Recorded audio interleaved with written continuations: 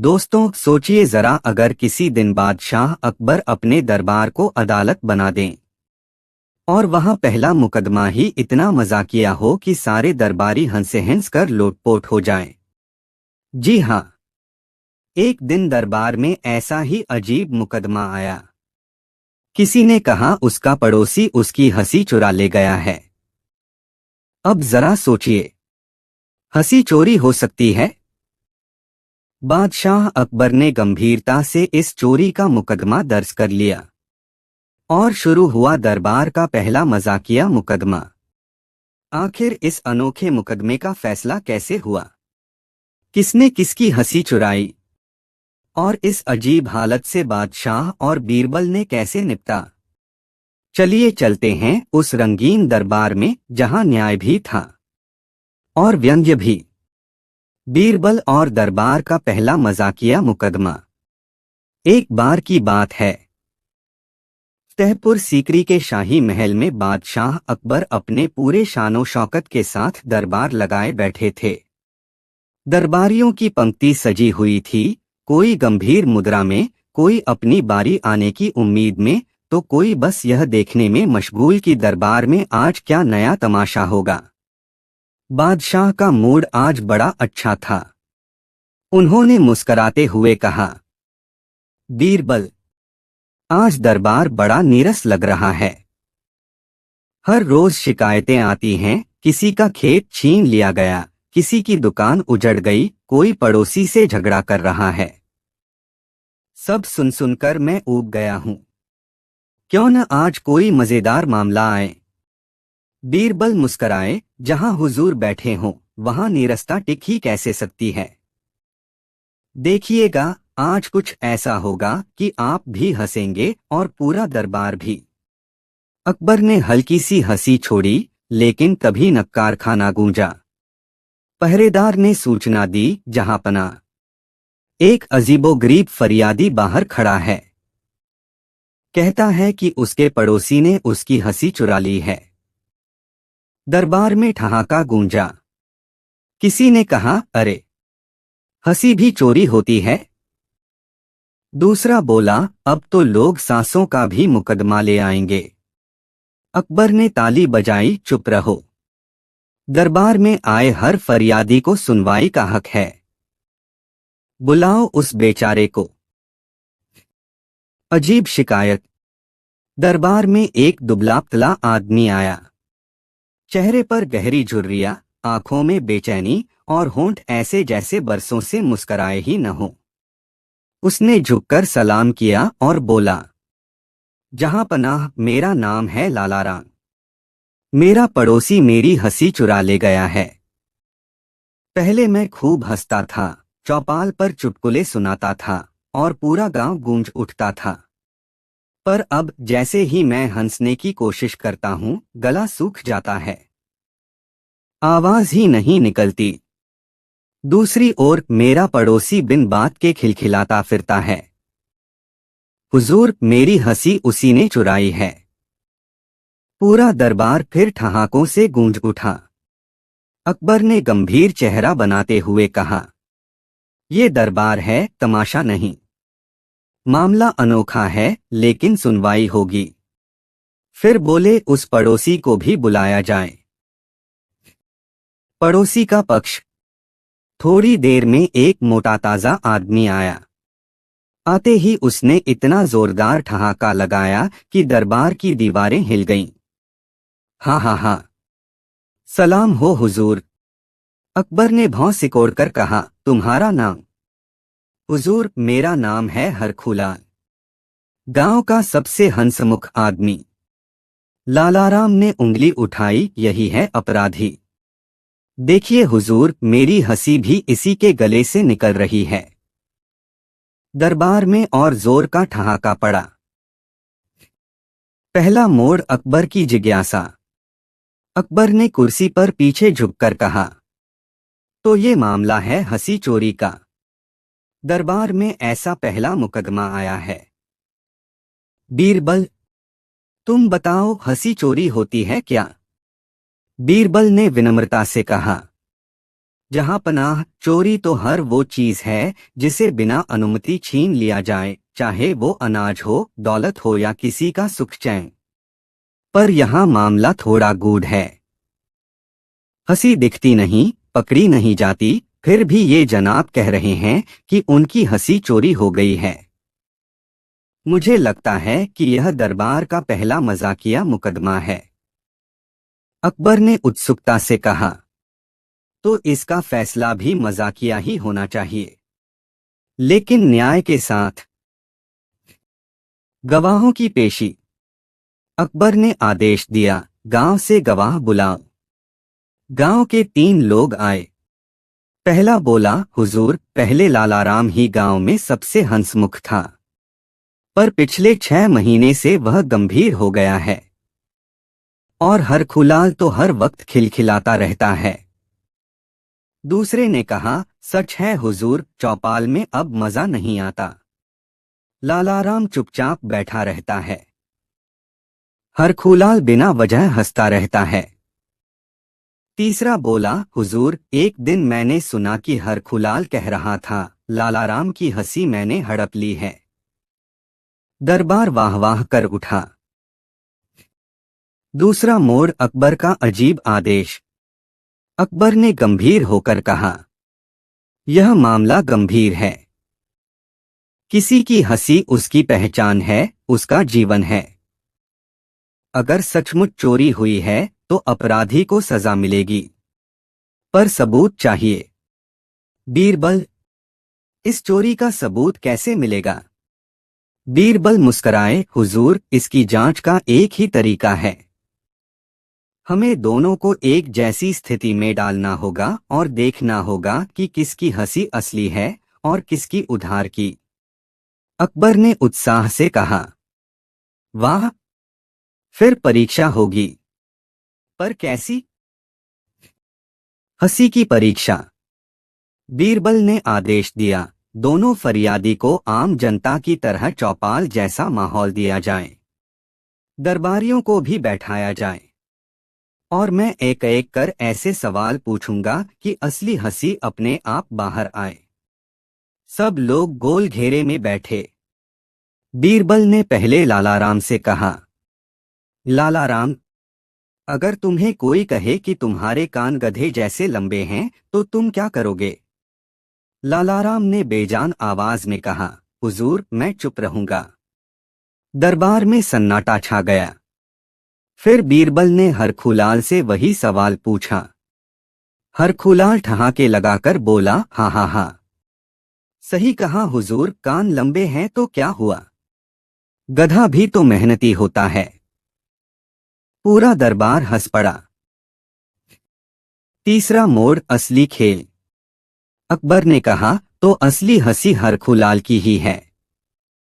बीरबल ने हाथ जोड़कर कहा, जहां पनाह, अभी ठहरिए, यही तो खेल है।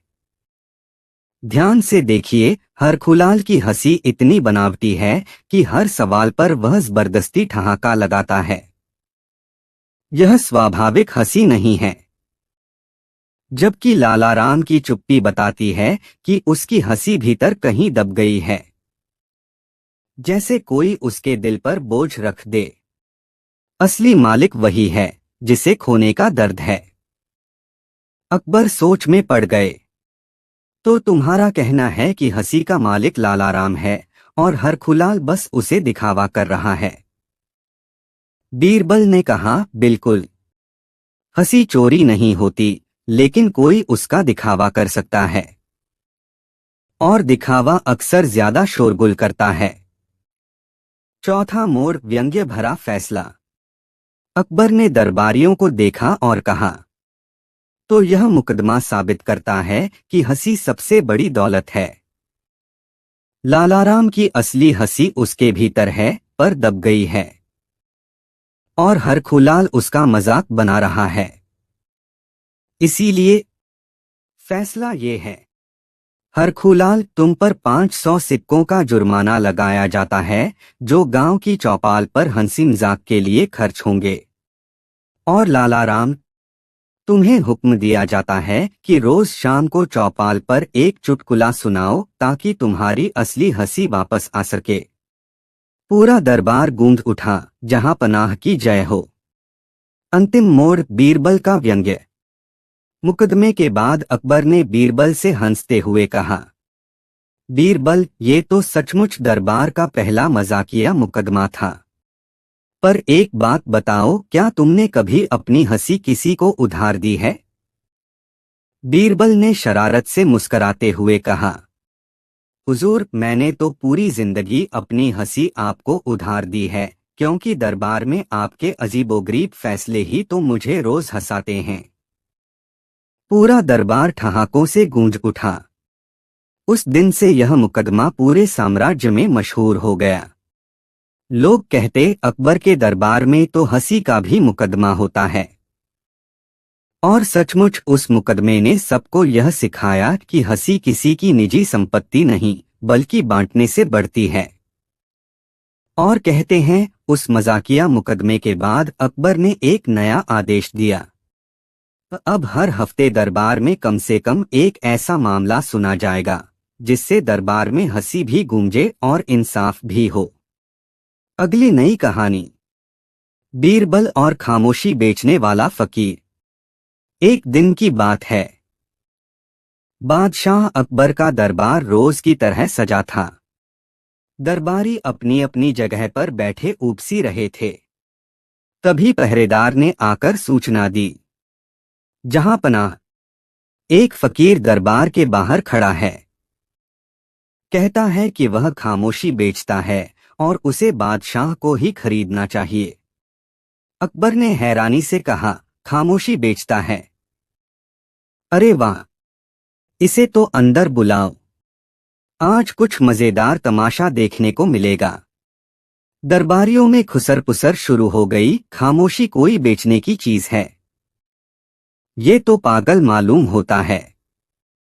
थोड़ी देर बाद फकीर अंदर आया। साधारण कपड़े, लंबी दाढ़ी और हाथ में एक छोटा सा थैला।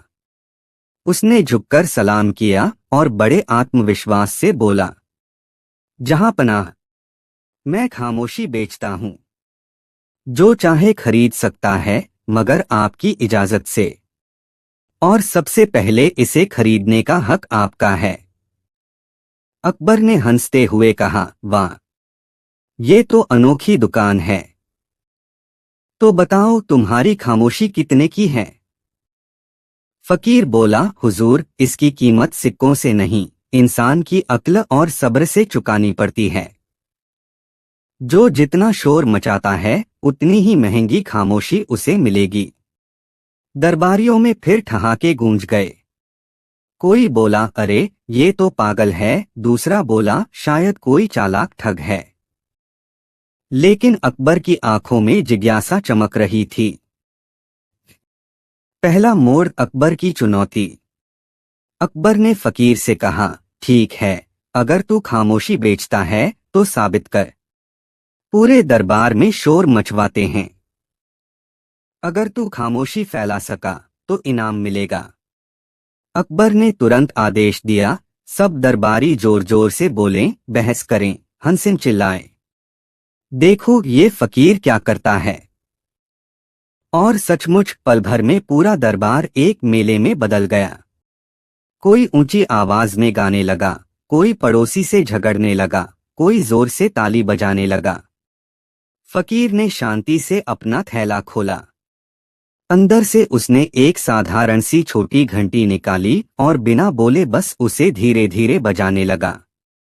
टन टन टन टन। आवाज बहुत धीमी थी, लेकिन उसमें एक अजीब सी लय थी। धीरे धीरे दरबारियों का शोर कम होने लगा। सबका ध्यान उस घंटी की ओर चला गया और कुछ ही पलों में पूरा दरबार शांत हो गया। फकीर मुस्कराया, हुजूर, ये है मेरी खामोशी। इसे बेचने के लिए किसी हथियार, किसी हुक्म, किसी पहरे की जरूरत नहीं। बस ध्यान खींचना आता होना चाहिए। अकबर अचंभित रह गए। दूसरा मोड़, दरबारियों की शंका। लेकिन अकबर के कुछ मंत्री इसे सहन न कर पाए। एक बोला, जहांपना, ये तो धोखा है। घंटी की आवाज सुनकर सब रुक गए। इसमें क्या बड़ी बात है? दूसरा बोला, ये तो जादू टोना लगता है, इसे दरबार से बाहर निकाल देना चाहिए। अकबर ने बीरबल की ओर देखा। बीरबल, तुम्हारा क्या कहना है? बीरबल मुस्कराए, जहांपनाह, ये कोई जादू नहीं, ये तो इंसान की फितरत है। जब सब एक साथ बोलते हैं तो कोई किसी की नहीं सुनता, लेकिन जब एक धीमी आवाज निकलती है तो सबका ध्यान उसी ओर चला जाता है। असली खामोशी वही है जो लोगों को अपनी ओर खींच ले। अकबर ने सिर हिलाया, सचमुच गजब की बात कही। तीसरा मोड़, खामोशी की नीलामी। अकबर ने शरारत से कहा, तो क्यों न इस खामोशी की नीलामी ही कर दी जाए। देखता हूं दरबारी कितने सिक्के देने को तैयार हैं। दरबारी असमंजस में पड़ गए। कोई बोला, हुजूर, हम क्यों खरीदे खामोशी? अकबर हंस पड़े, क्योंकि तुम लोग अक्सर बेवजह बकबक करते हो। अगर ये खामोशी तुम्हें मिल गई तो शायद तुम्हारे शब्दों की भी कीमत बढ़ जाए। नीलामी शुरू हुई। एक दरबारी बोला, मैं 10 सिक्के देता हूं। दूसरा बोला, मैं 20। तीसरा बोला, मैं 50 सिक्के देता हूं, बस मुझे घर की औरतें थोड़ी देर चुप करा दें। पूरा दरबार ठहाकों से गूंज उठा। चौथा मोड़, असली सबक। आखिरकार बीरबल आगे बढ़े और बोले, जहांपनाह, इस खामोशी की असली कीमत न तो सिक्कों से चुकाई जा सकती है न नीलामी से। इसका असली उपयोग तो सत्ता और समाज दोनों में है। जहां शोर है वहां समझ नहीं, और जहां खामोशी है वहीं सच्चाई सुनी जाती है। ये फकीर हमें यही सिखाने आया है। अकबर ने गंभीर होकर कहा, तो फैसला ये है कि इस फकीर को शाही खजाने से 100 सोने के सिक्के इनाम दिए जाएं। और दरबार में आदेश है कि हर चर्चा में पहले 2 पल की खामोशी रखी जाएगी, ताकि कोई भी बेकार की बकबक न कर सके। फकीर ने झुककर सलाम किया और धीरे धीरे दरबार से चला गया।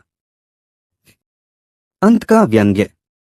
उसके जाते ही अकबर ने मुस्कराकर बीरबल से कहा, बीरबल, ये फकीर तो बड़ा चालाक निकला। खामोशी बेचकर सोने के 100 सिक्के कमा ले गया। बीरबल ने हंसते हुए कहा, हुजूर, सिक्के तो आपने दिए हैं, लेकिन असली मुनाफा दरबार को हुआ है। अब दरबारियों को भी समझ आ गया होगा कि बेवजह बोलने से बेहतर है चुप रहना। अकबर ने मजाक में कहा, तो क्या मैं ये मान लूं कि आज से मेरे दरबार की आधी ताकत खामोशी में छिपी है? बीरबल मुस्कराए, जहांपनाह, अब आपकी ताकत पूरी हो गई है, आधी आपकी तलवार में और आधी खामोशी में। दरबार फिर एक बार हंसी से गूंज उठा। और इस तरह बीरबल और खामोशी बेचने वाला फकीर की कहानी पूरे साम्राज्य में मशहूर हो गई। लोग कहते, अकबर के दरबार में तो खामोशी भी बिकती है। अगली नई कहानी, बीरबल और दरबार का तराजू सवाल। एक बार की बात है, फतेहपुर सीकरी का बादशाह अकबर अपने पूरे वैभव के साथ दरबार में विराजमान था। दरबारी अपनी अपनी जगह पर बैठे थे, किसी की नजर बादशाह पर, किसी की बीरबल पर, और किसी की बस इस चिंता में कि आज किसकी खिंचाई होगी। उस दिन दरबार में एक अजीब सा माहौल था, क्योंकि अकबर ने घोषणा की थी कि आज वह एक नया और अनोखा सवाल दरबारियों से पूछेंगे। अकबर ने शाही सिंहासन पर बैठते ही गंभीर स्वर में कहा, आज मैं एक ऐसा सवाल रखूंगा जिसका जवाब आसान नहीं होगा, और जो इसका उत्तर देगा उसे मैं 1000 अशरफिया इनाम में दूंगा। दरबारी उत्साहित हो उठे। सभी सोचने लगे, क्या सवाल होगा? राजनीति से जुड़ा, युद्धकला से, या खगोल गणित से? अकबर ने कहा, सवाल ये है, इस दरबार का सबसे सही तराजू कौन सा है? दरबार में सन्नाटा छा गया। पहला मोड़, दरबारियों की उलझन। एक दरबारी ने धीरे से कहा, हुजूर, सबसे सही तराजू तो वही है जो राजभंडार में रखा है। वहां रोज सोना चांदी तोला जाता है। अकबर ने सिर हिलाया, गलत। वो तराजू सिर्फ धातु और सिक्के तौलता है। मेरा सवाल है, इस दरबार में कौन सा तराजू सबसे सच्चा है, जो हर चीज का न्याय कर सके। अब दरबारी और उलझ गए। कोई बोला, जहांपनाह, तराजू तो दरबान की आंखें हैं, वही सबको देखती हैं। दूसरा बोला, हुजूर, असली तराजू तो आपका सिंहासन है, उस पर बैठकर आप न्याय करते हैं। अकबर मुस्कराते हुए बोला, ये सब आधे अधूरे उत्तर हैं। मुझे ऐसा जवाब चाहिए जो इस सवाल को सदा के लिए खत्म कर दे। अब सबकी नजर बीरबल पर गई। बीरबल की चालाकी। अकबर ने बीरबल से कहा, तो बोलो बीरबल, इस दरबार का सबसे सच्चा तराजू कौन सा है। बीरबल ने बिना घबराए मुस्कराकर कहा, जहांपनाह, अगर इजाजत हो तो मैं इस सवाल का उत्तर कल दूंगा, लेकिन उसके लिए पूरे दरबार को मेरे साथ एक प्रयोग करना होगा। अकबर को मजा आया। उन्होंने हामी भर दी। दूसरा मोड़, अजीब परीक्षा। अगले दिन बीरबल ने दरबारियों को बुलाया और कहा, आज हम साबित करेंगे कि दरबार का असली तराजू कौन सा है। आप सबको अपनी अपनी जेब से एक एक वस्तु लानी होगी, कोई सिक्का, कोई कपड़ा या कोई खाने की चीज। फिर हम उन्हें तौलेंगे। दरबारी अलग अलग वस्तुएं ले आए। किसी ने सोने का सिक्का दिया, किसी ने अनार, किसी ने रेशमी रूमाल, तो किसी ने सूखी रोटी। बीरबल ने सब वस्तुएं एक एक कर तराजू पर रखीं। फिर बोला, यह तराजू वजन तो दिखा रहा है, लेकिन क्या यह बता सकता है कि कौन सी वस्तु ज्यादा कीमती है। क्या सूखी रोटी और सोने का सिक्का बराबर हैं? दरबारी हंसने लगे, नहीं, सोना तो रोटी से लाख गुना भारी है कीमत में। बीरबल बोला, तो फिर यह तराजू अधूरा है। यह सिर्फ वजन जानता है, कीमत नहीं। अकबर सिर हिलाते रहे। तीसरा मोड़, दरबार में बहस।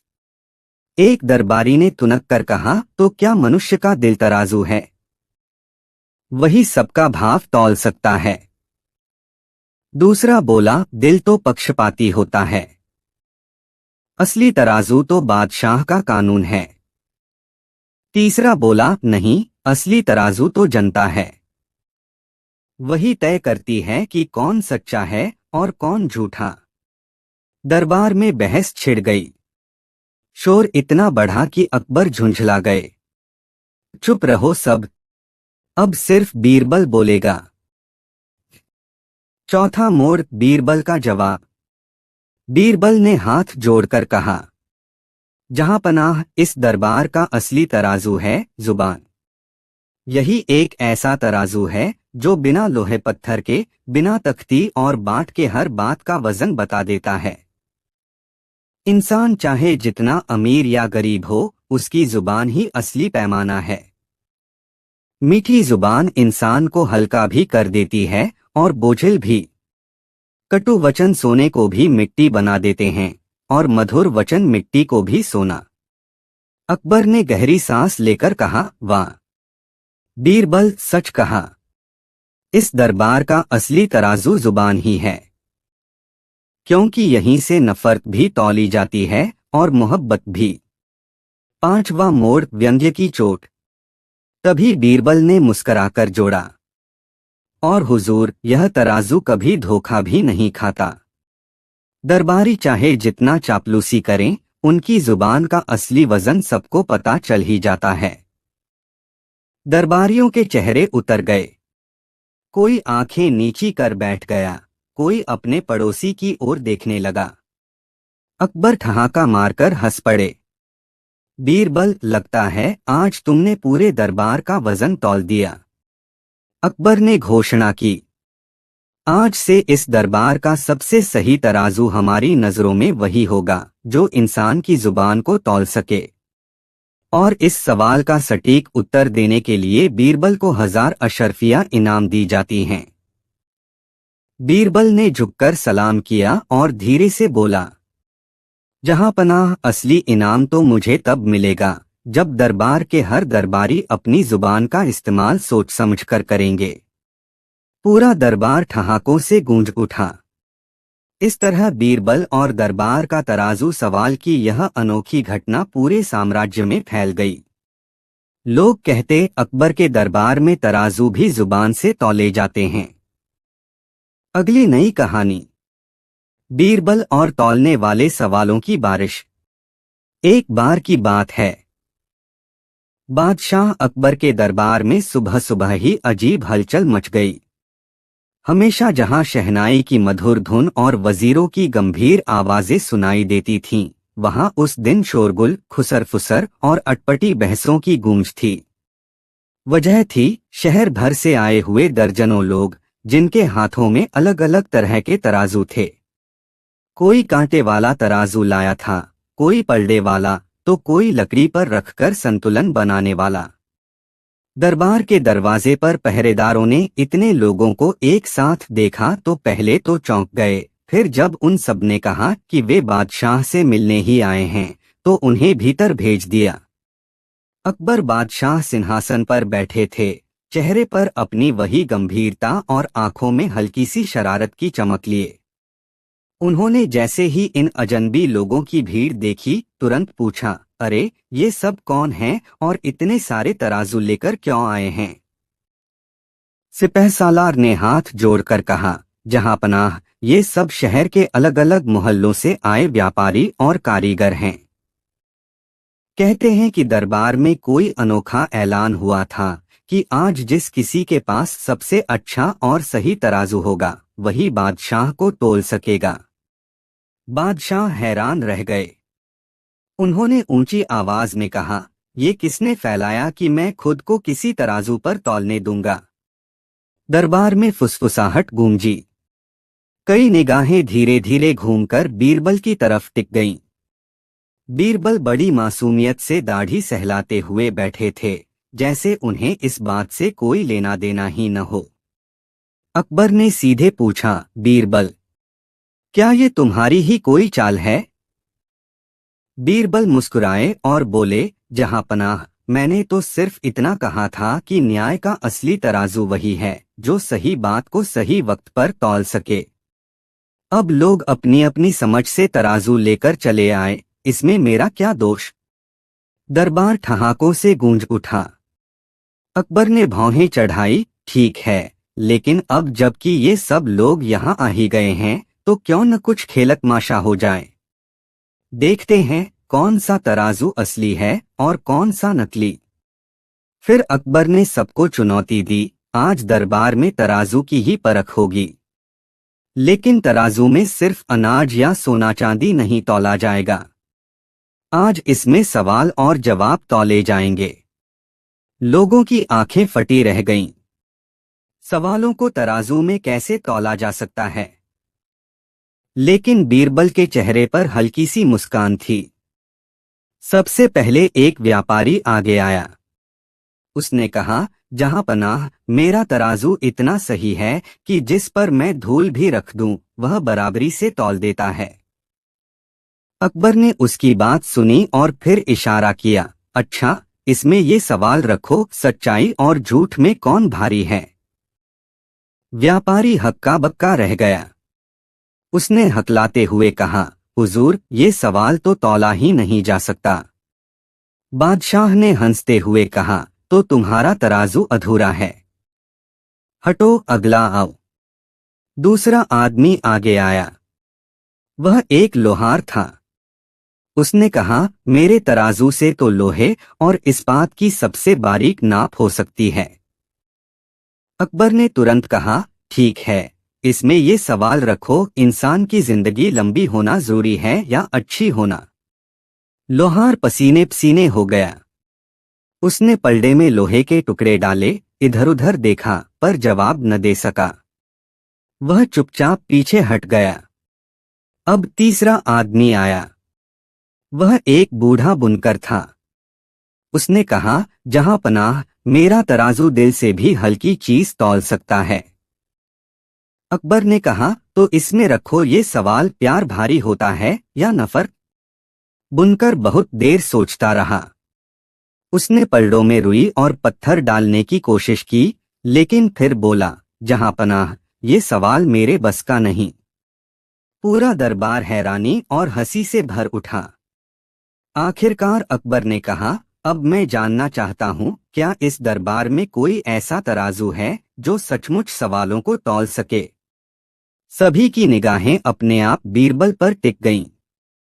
बीरबल उठे और बोले, जहां पनाह, असली तराजू लोहे या लकड़ी का नहीं होता। असली तराजू इंसान की समझ और उसकी नीयत होती है। और वह तराजू हर किसी के दिल में छिपा होता है। अकबर ने मुस्कुराकर कहा, तो ठीक है बीरबल, आज मैं तुम्हें ही तराजू मानता हूं। अब तुम्हें मेरे सवाल तौलने होंगे। दरबार सजग हो उठा। अकबर ने पहला सवाल दागा, बीरबल बताओ, मेरे लिए क्या ज्यादा भारी है, मेरा ताज या मेरी प्रजा का विश्वास? बीरबल ने बिना देर किए जवाब दिया, जहां पनाह, ताज तो सिर्फ सोने और जवाहरात का होता है, जो वक्त आने पर किसी और के सिर पर जा सकता है। लेकिन प्रजा का विश्वास ऐसा खजाना है जो अगर टूट जाए तो उसे जोड़ना मुश्किल है। इसलिए प्रजा का विश्वास कहीं ज्यादा भारी है। दरबार तालियों और प्रशंसा से गूंज उठा। अकबर ने दूसरा सवाल किया, बताओ, किसका बोझ ज्यादा भारी है, राजा का या गरीब का? बीरबल मुस्कुराए, जहां पनाह, गरीब का बोझ रोज की भूख और चिंता है, लेकिन राजा का बोझ पूरी प्रजा की भूख और चिंता है। इसलिए राजा का बोझ हल्का नहीं हो सकता। अकबर ने तीसरा सवाल किया, बीरबल, अगर एक तरफ सच और दूसरी तरफ खुशी रख दी जाए तो कौन भारी होगा? बीरबल ने कहा, जहां पनाह, अगर झूठ से खुशी मिले तो वह हल्की है, लेकिन अगर सच से दुख भी मिले तो वह भारी है, क्योंकि सच की नींव पर ही असली खुशी बनती है। अकबर गहरी सोच में डूब गए। दरबार का माहौल गंभीर हो गया। सबको लग रहा था कि बीरबल के जवाब न सिर्फ सवालों को तौल रहे हैं, बल्कि हर किसी के दिल को भी। इसी बीच भीड़ में से एक अजनबी आदमी खड़ा हुआ। उसने कहा, जहां पनाह, अगर इजाजत हो तो मैं भी एक सवाल पूछना चाहता हूं। देखते हैं बीरबल उसके बोझ को तौल पाते हैं या नहीं। अकबर ने इशारा किया, पूछो। वह आदमी बोला, बीरबल, अगर एक पलड़े में राजा की इज्जत रख दी जाए और दूसरे पलड़े में प्रजा की भूख, तो कौन भारी होगा? पूरा दरबार सन्न रह गया। सवाल इतना नाजुक था कि सबकी सांसें थम गईं। अकबर की निगाहें तेज हो गईं। बीरबल की ओर देखने लगे कि अब वह क्या जवाब देंगे। बीरबल कुछ देर चुप रहे। उनके चेहरे पर एक गहरी मुस्कान थी। उन्होंने धीरे से कहा, जहां पनाह, ये सवाल आज नहीं, कल तौला जाएगा, क्योंकि इस सवाल का जवाब तराजू से नहीं, आपके फैसले से तय होगा। दरबार गूंज उठा। लेकिन उसी समय वह अजनबी आदमी अचानक भीड़ में गुम हो गया। सिपाहियों ने ढूंढने की कोशिश की, मगर वह कहीं न मिला। अकबर और बीरबल दोनों चकित रह गए। और उसी पल दरबार में बेचैनी फैल गई। आखिर वह अजनबी कौन था जिसने ऐसा सवाल पूछकर सबको मौन कर दिया? अगली कहानी, बीरबल और वो अजनबी जो सवाल छोड़कर गायब हो गया। एक दिन दरबार में बड़ी चहल पहल थी। बादशाह अकबर अपने सिंहासन पर बैठे थे और दरबारियों में हल्की फुल्की बातचीत चल रही थी। तभी अचानक दरबार के द्वार से एक अजनबी अंदर दाखिल हुआ। उसकी चाल में अजीब सी निश्चिंतता थी, जैसे वह किसी भारी राज का बोझ अपने सीने में छिपाए हो। दरबारी हैरानी से उसे देखने लगे। वह न तो बहुत अमीर लगता था और न ही गरीब। उसके कपड़े साधारण थे, लेकिन उसकी आंखों में गहराई और चेहरे पर आत्मविश्वास साफ झलकता था। अजनबी ने सलाम किया और बिना किसी प्रस्तावना के सीधा बादशाह की ओर देखते हुए कहा, जहां पनाह, मैं कोई साधारण आदमी नहीं हूं। मैं अपने साथ एक ऐसा सवाल लेकर आया हूं जिसका उत्तर अगर आपके दरबार से न मिल सका तो समझिए कि आपके दरबार की शोहरत सिर्फ हवा में उड़ने वाली धूल है।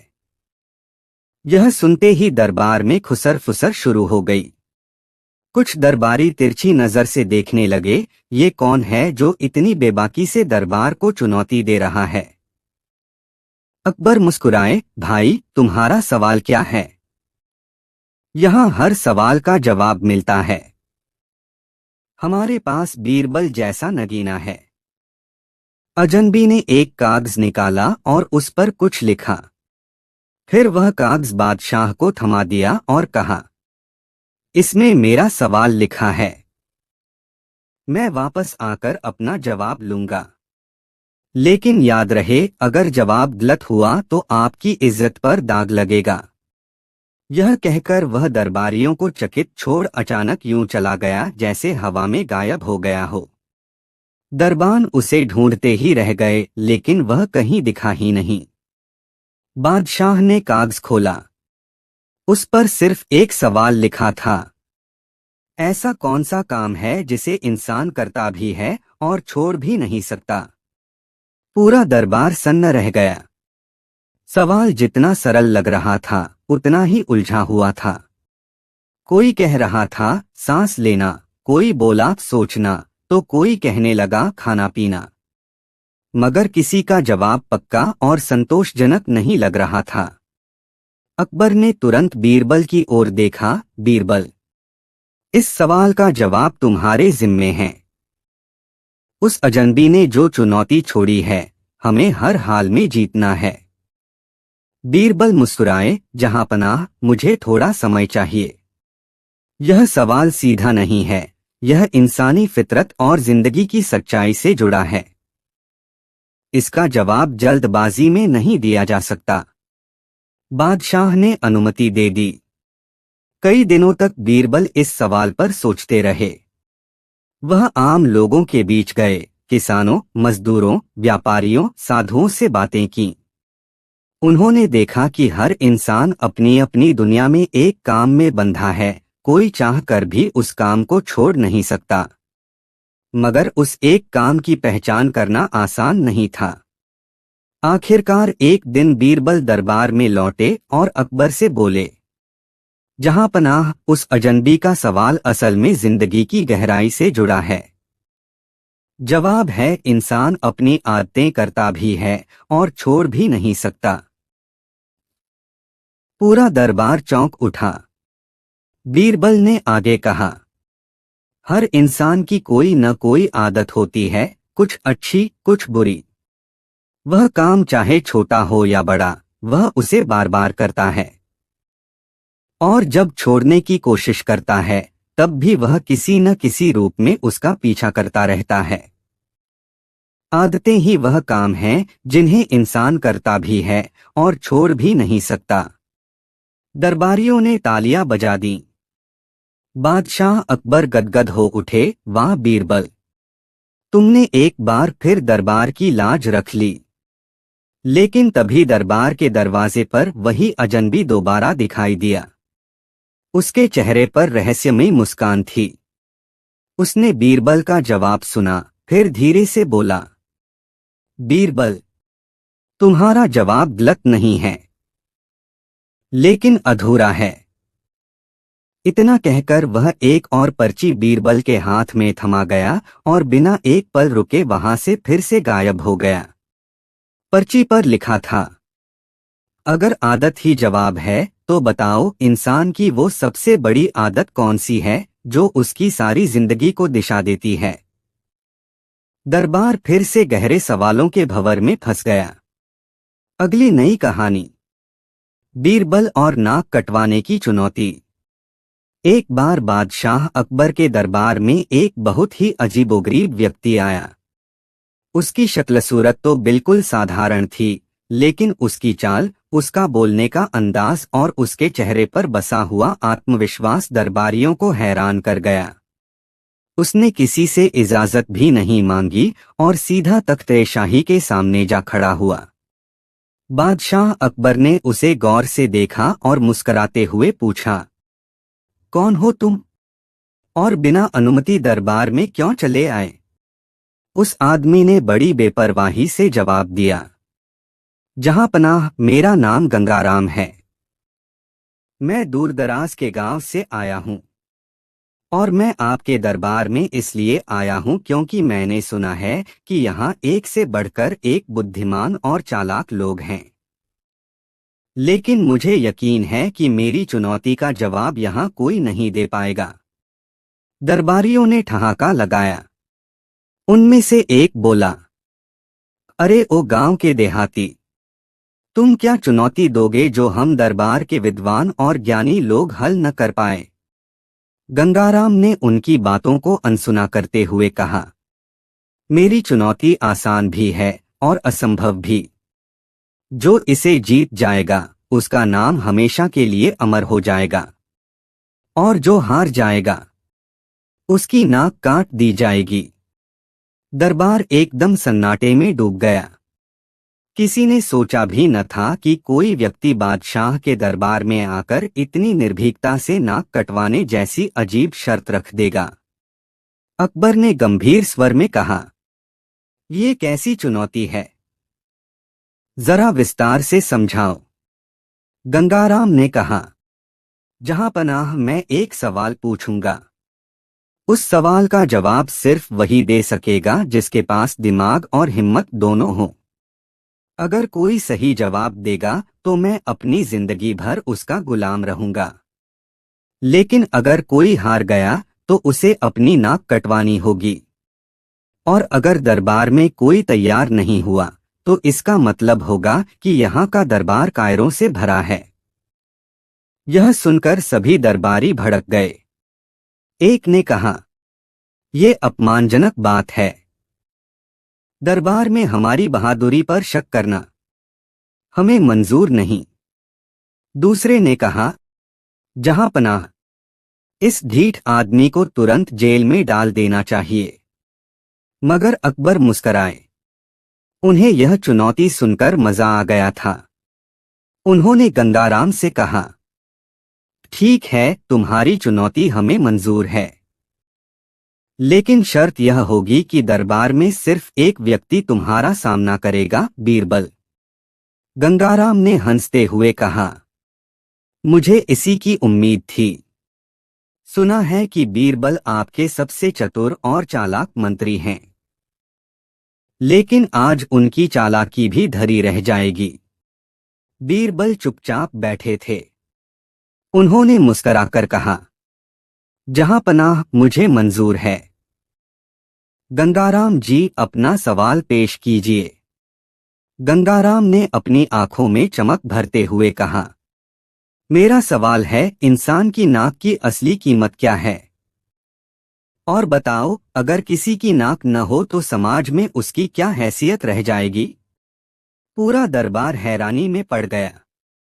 यह सवाल सुनने में आसान लग रहा था, मगर जवाब देना बेहद कठिन था, क्योंकि नाक सिर्फ एक अंग नहीं बल्कि सम्मान का प्रतीक भी मानी जाती है। दरबारी आपस में फुसफुसाने लगे। कोई कह रहा था, नाक से आदमी की शान होती है। कोई बोला, नाक के बिना इंसान का चेहरा अधूरा होता है। तो कोई कह रहा था, नाक का मतलब है इज्जत, नाक कटना मतलब अपमान। लेकिन गंगाराम ने सबको रोक दिया।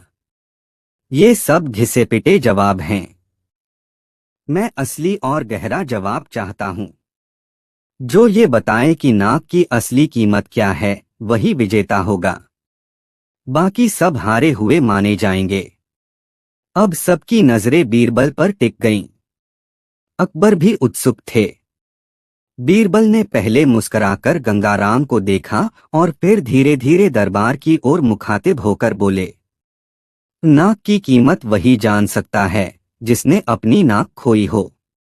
जो सम्मानित है उसके लिए नाक की कीमत उसकी इज्जत है। जो भूखा है उसके लिए नाक की कीमत उसकी सांस है। और जो चालाक है उसके लिए नाक की कीमत उसका हथियार है। असली कीमत यह है कि इंसान की नाक उसके अहंकार और उसके अस्तित्व दोनों की रखवाली करती है। अगर नाक कट जाए तो न इज्जत बचती है न अस्तित्व। इसलिए नाक की असली कीमत इंसान की पूरी जिंदगी के बराबर है। पूरा दरबार तालियों से गूंज उठा। हर कोई बीरबल के जवाब पर मंत्रमुग्ध हो गया। लेकिन गंगाराम चुपचाप खड़ा रहा। उसकी आंखों में गुस्सा और हैरानी दोनों झलक रहे थे। उसने अकबर से कहा, जहांपनाह, ये जवाब तो अच्छा है, लेकिन मुझे यकीन नहीं होता कि बीरबल इतने आसान से बच निकले। मैं एक और सवाल पूछूंगा। अगर बीरबल इसका भी जवाब दे पाए तभी मैं हार मानूंगा। अकबर ने हंसकर कहा, ठीक है गंगाराम, तुम्हें एक और मौका मिलता है। पूछो अपना सवाल। गंगाराम ने गहरी सांस ली और फिर बोला, अगर किसी की नाक की कीमत उसकी जिंदगी के बराबर है तो बताओ कौन सा ऐसा काम है जिसमें इंसान अपनी नाक रहते हुए भी अपनी नाक गंवा देता है। पूरा दरबार चुप हो गया। ये सवाल पहले से भी ज्यादा उलझा हुआ था।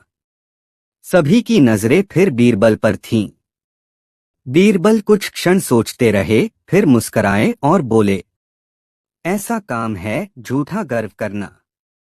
जब इंसान बिना योग्यता के अपने सम्मान का ढिंढोरा पीटता है तब वह नाक रहते हुए भी नाक गंवा देता है। नाक कटना सिर्फ शारीरिक नहीं बल्कि मानसिक और सामाजिक भी होता है। इसलिए झूठा अभिमान ही वो काम है जिसमें आदमी अपनी नाक रहते हुए भी नाक गंवा देता है। दरबार हंसी और तालियों से गूंज उठा। अकबर खुशी से उछल पड़े। वाह बीरबल, तुम्हारा जवाब लाजवाब है।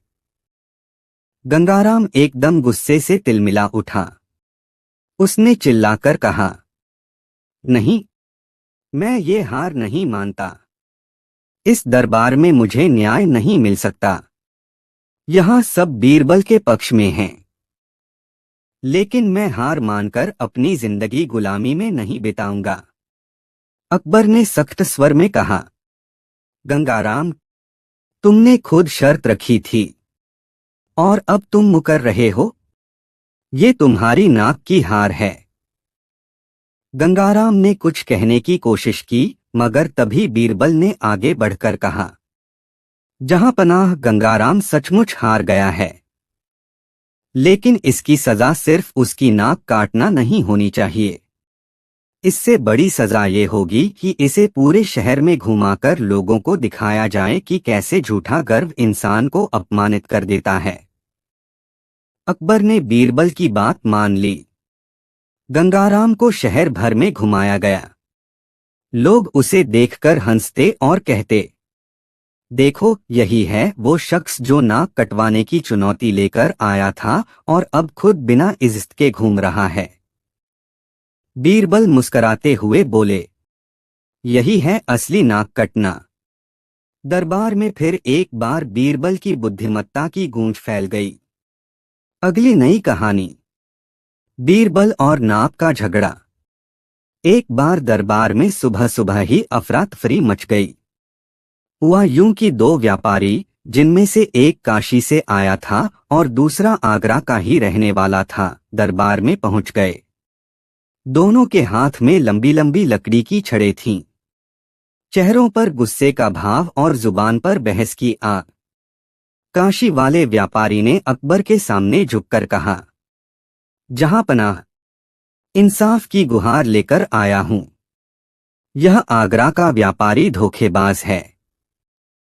इसने मुझे सामान नाप कर बेचा मगर इसकी नाप तो सही ही नहीं है।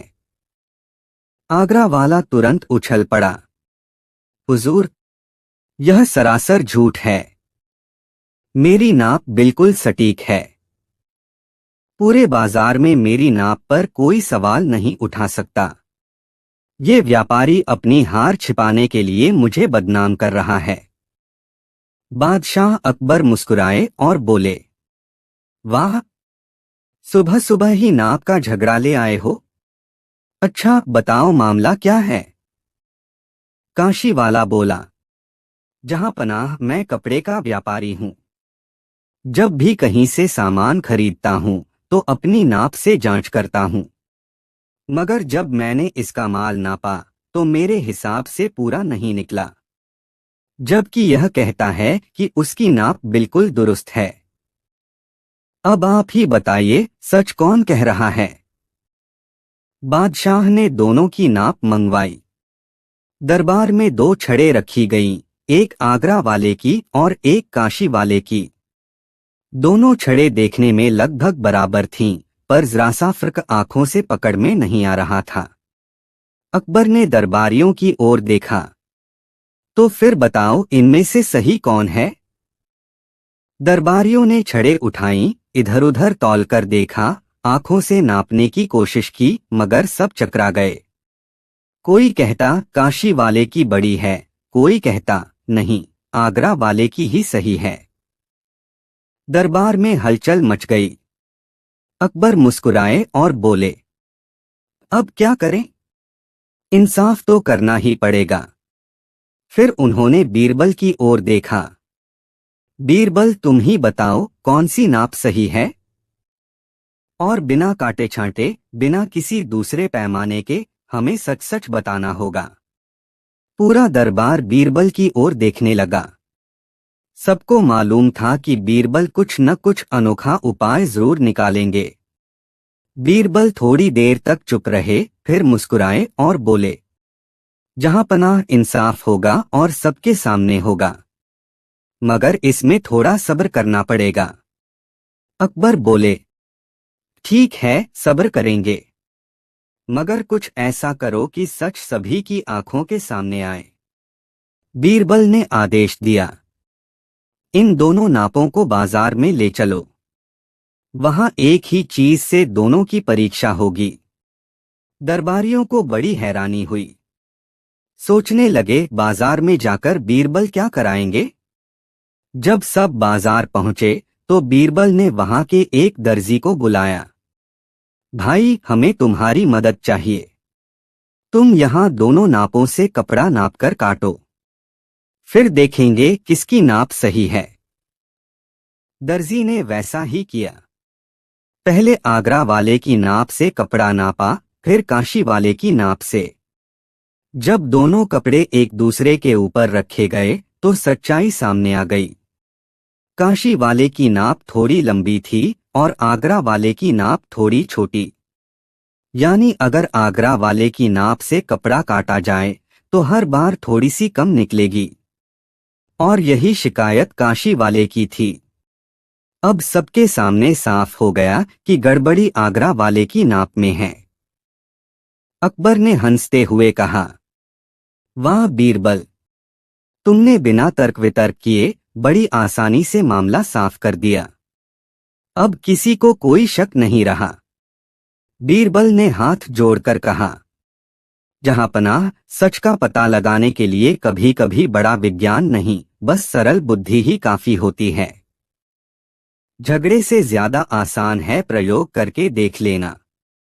पूरा दरबार हंसी और तालियों से गूंज उठा। काशी वाला व्यापारी संतुष्ट होकर लौट गया और आगरा वाले को चेतावनी मिली कि अब आगे से नाप में गलती बर्दाश्त नहीं की जाएगी। अकबर ने मुस्कुराकर बीरबल से कहा, बीरबल तुम्हारे बिना तो हमारा दरबार सचमुच अधूरा है। दरबार फिर ठहाकों से गूंज उठा। अगली कहानी, बीरबल और गलीगली घूमती हुई अफवाह। एक बार की बात है, बादशाह अकबर का दरबार रोज की तरह भरा हुआ था। चारों ओर अमीर उमराव, मंत्री, कवि, विदूषक, सेनापति और विद्वान बैठे थे। दरबार की रौनक देखते ही बनती थी। लेकिन उस दिन का माहौल कुछ बदला सा था। लोग आपस में फुसफुसा रहे थे। कोई हंस रहा था, कोई सोच में था और कोई बेचैन होकर इधर उधर ताक रहा था। अकबर ने गौर किया कि दरबारियों का ध्यान कहीं और है। वह समझ गए कि कुछ ऐसा है जो सबके मन में हलचल मचा रहा है। उन्होंने गंभीर आवाज में पूछा, दरबारियों, आज तुम सब इतने बिखरे बिखरे क्यों हो?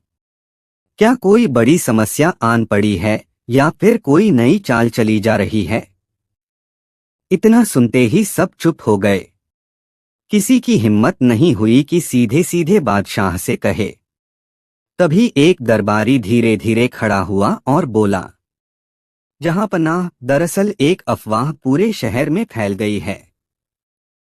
हर गली, हर चौक, हर बाजार में लोग उसी की बातें कर रहे हैं। अकबर की भौहें तन गईं। अफवाह? कैसी अफवाह? दरबारी ने संकोच से कहा, मालूम नहीं यह किसने फैलाई है, पर लोग कह रहे हैं कि महल में छुपा हुआ खजाना रातों रात कहीं गायब हो गया है। लोग तो यह भी कहते हैं कि शायद किसी अपने ने ही धोखा दिया है। पूरा दरबार एकदम सन्न हो गया। अकबर का गुस्सा 7वें आसमान पर पहुंच गया। ये कैसी बेहूदी बात है? मेरा खजाना सुरक्षित है। लेकिन यह अफवाह इतनी जल्दी पूरे शहर में फैली कैसे? सबकी निगाहें बीरबल की तरफ मुड़ गईं। अकबर ने गहरी सांस ली और बोले, बीरबल, यह काम तुम्हारा है।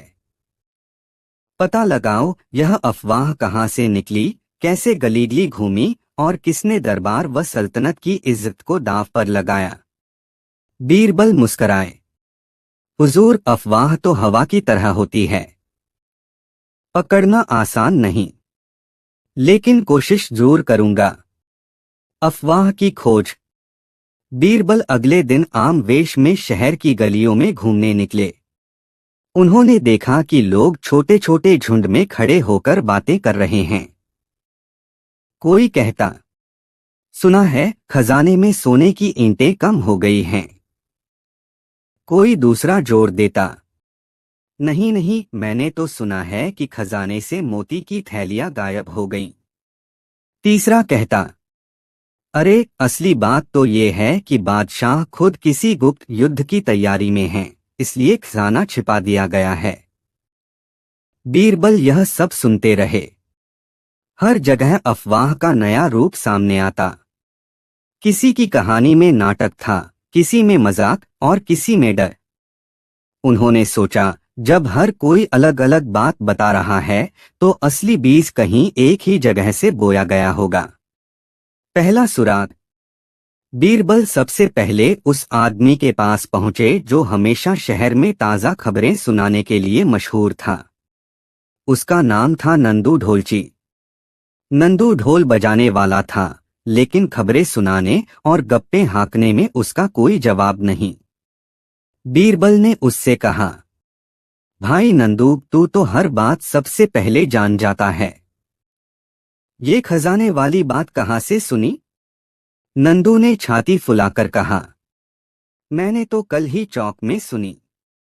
एक बनिया कह रहा था कि उसने अपने कानों से खजाने के बारे में बादशाह के खास मुलाजिमों को बात करते सुना। बीरबल ने और पूछा, कौन सा बनिया? नंदू थोड़ा हिचकिचाया, फिर बोला, रामलाल बनिया, वही जो मसाले बेचता है। दूसरा सुराग। बीरबल सीधे रामलाल की दुकान पर पहुंचे। बनिया उन्हें देखते ही बोला, अरे बीरबल जी, आप तो बड़े समय पर आए। अभी अभी मसाले का नया माल आया है। बीरबल मुस्कराए, मसालों की बात बाद में होगी, पहले यह बताओ कि तुमने खजाने वाली अफवाह कहाँ से सुनी? रामलाल सकपकाया, जी, मैंने तो सुनी सुनाई बात कही थी। असल में कल रात मेरे पड़ोसी तेली ने बताया था। बोला कि उसने दरबार के एक पहरेदार को कहते सुना। बीरबल ने सोचा, मतलब यह चिंगारी किसी पहरेदार तक जाती है। तीसरा सुराग। बीरबल ने पहरेदारों की तहकीकात शुरू की। बहुत पूछताछ के बाद उन्हें एक जवान पहरेदार मिला जो गुमसुम बैठा था। उसका नाम था फकीरा। बीरबल ने सीधे सवाल किया, फकीरा, यह बता, तूने खजाने वाली बात क्यों और कहाँ कही? फकीरा घबराकर बोला, हुजूर, मैंने तो बस मजाक किया था। रात पहरे पर ऊब रहा था तो मैंने अपने साथी से कहा कि क्यों न मान ले कि खजाना उड़ गया है। बात मजाक में निकली थी, पर शायद किसी ने सुन ली और उसे सच्चाई समझकर आगे फैला दिया। बीरबल ठहाका लगाकर हंस पड़े। तो यह पूरा शहर तेरे मजाक का शिकार हो गया? फकीरा शर्म से सिर झुका गया। दरबार में खुलासा। अगले दिन बीरबल ने दरबार में सबको बुलाया और विस्तार से पूरी कहानी सुनाई। जहां पनाह अफवाह किसी दुश्मन की चाल नहीं थी, नहीं कोई षड्यंत्र। असल में यह सब एक पहरेदार की ऊब का नतीजा था।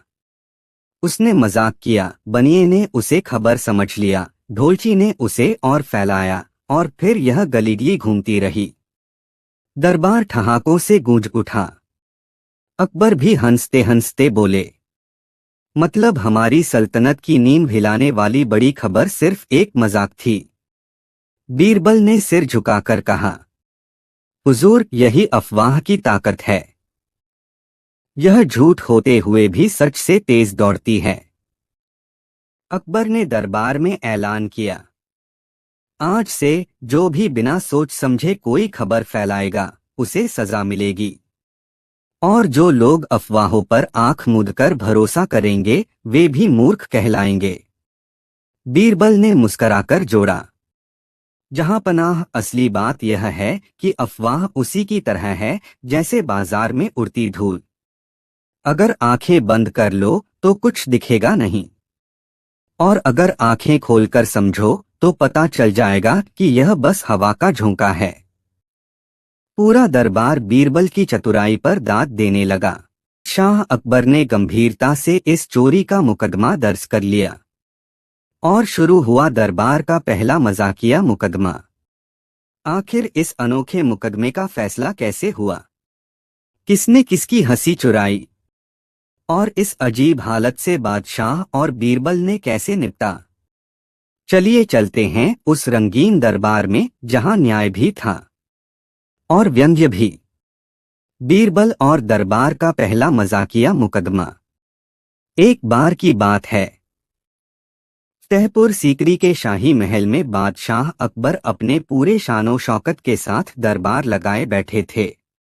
दरबारियों की पंक्ति सजी हुई थी, कोई गंभीर मुद्रा में, कोई अपनी बारी आने की उम्मीद में, तो कोई बस यह देखने में मशगूल कि दरबार में आज क्या नया तमाशा होगा।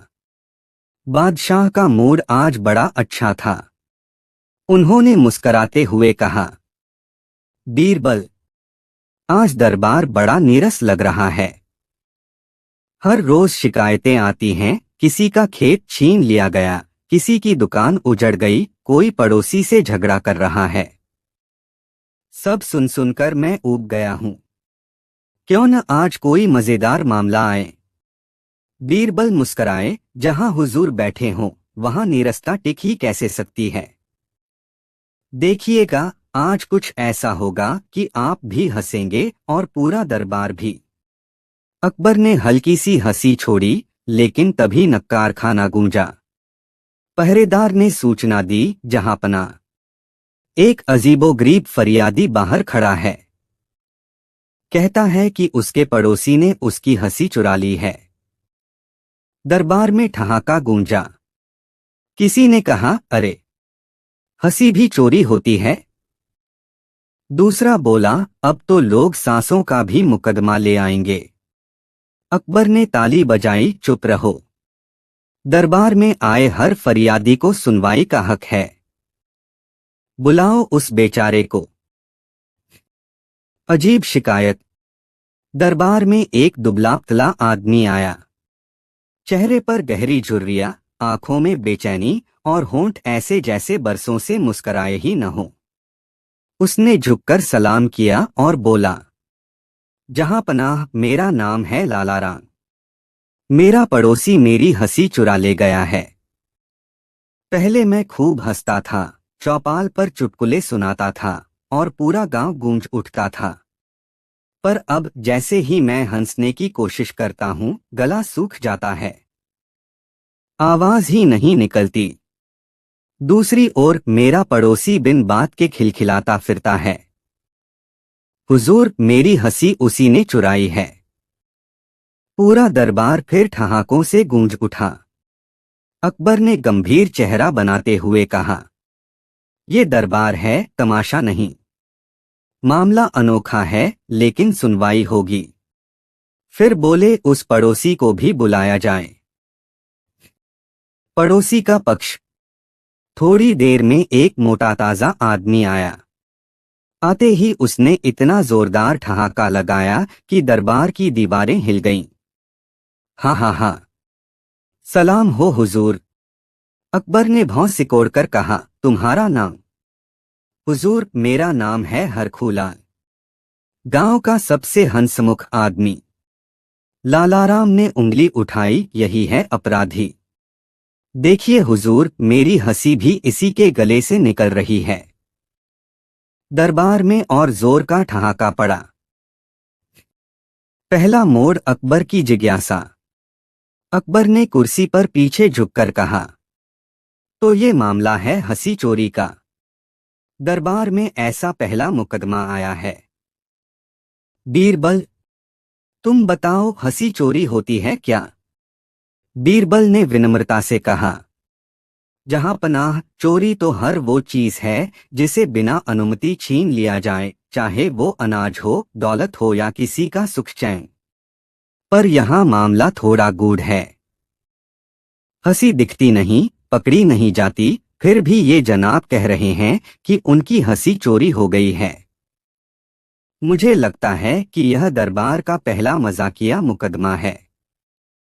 अकबर ने उत्सुकता से कहा, तो इसका फैसला भी मजाकिया ही होना चाहिए, लेकिन न्याय के साथ। गवाहों की पेशी। अकबर ने आदेश दिया, गांव से गवाह बुलाओ। गांव के 3 लोग आए। पहला बोला, हुजूर, पहले लालाराम ही गांव में सबसे हंसमुख था, पर पिछले 6 महीने से वह गंभीर हो गया है और हरखूलाल तो हर वक्त खिलखिलाता रहता है। दूसरे ने कहा, सच है हुजूर, चौपाल में अब मजा नहीं आता। लालाराम चुपचाप बैठा रहता है, हरखूलाल बिना वजह हंसता रहता है। तीसरा बोला, हुजूर, एक दिन मैंने सुना कि हरखूलाल कह रहा था, लालाराम की हंसी मैंने हड़प ली है। दरबार वाह वाह कर उठा। दूसरा मोड़, अकबर का अजीब आदेश। अकबर ने गंभीर होकर कहा, यह मामला गंभीर है। किसी की हंसी उसकी पहचान है, उसका जीवन है। अगर सचमुच चोरी हुई है तो अपराधी को सजा मिलेगी, पर सबूत चाहिए। बीरबल, इस चोरी का सबूत कैसे मिलेगा? बीरबल मुस्कराए, हुजूर, इसकी जांच का एक ही तरीका है। हमें दोनों को एक जैसी स्थिति में डालना होगा और देखना होगा कि किसकी हंसी असली है और किसकी उधार की। अकबर ने उत्साह से कहा, वाह, फिर परीक्षा होगी। पर कैसी? हंसी की परीक्षा। बीरबल ने आदेश दिया, दोनों फरियादी को आम जनता की तरह चौपाल जैसा माहौल दिया जाए। दरबारियों को भी बैठाया जाए और मैं एक एक कर ऐसे सवाल पूछूंगा कि असली हंसी अपने आप बाहर आए। सब लोग गोल घेरे में बैठे। बीरबल ने पहले लालाराम से कहा, लालाराम, अगर तुम्हें कोई कहे कि तुम्हारे कान गधे जैसे लंबे हैं तो तुम क्या करोगे? लालाराम ने बेजान आवाज में कहा, हुजूर, मैं चुप रहूंगा। दरबार में सन्नाटा छा गया। फिर बीरबल ने हरखूलाल से वही सवाल पूछा। हरखूलाल ठहाके लगाकर बोला, हा हा हा, सही कहा हुजूर, कान लंबे हैं तो क्या हुआ? गधा भी तो मेहनती होता है। पूरा दरबार हंस पड़ा। तीसरा मोड़, असली खेल। अकबर ने कहा, तो असली हंसी हरखुलाल की ही है। बीरबल ने हाथ जोड़कर कहा, जहां पनाह अभी ठहरिए, यही तो खेल है। ध्यान से देखिए, हरखुलाल की हंसी इतनी बनावटी है कि हर सवाल पर वह जबरदस्ती ठहाका लगाता है। यह स्वाभाविक हंसी नहीं है। जबकि लालाराम की चुप्पी बताती है कि उसकी हंसी भीतर कहीं दब गई है, जैसे कोई उसके दिल पर बोझ रख दे। असली मालिक वही है जिसे खोने का दर्द है। अकबर सोच में पड़ गए। तो तुम्हारा कहना है कि हंसी का मालिक लालाराम है और हरखुलाल बस उसे दिखावा कर रहा है? बीरबल ने कहा, बिल्कुल।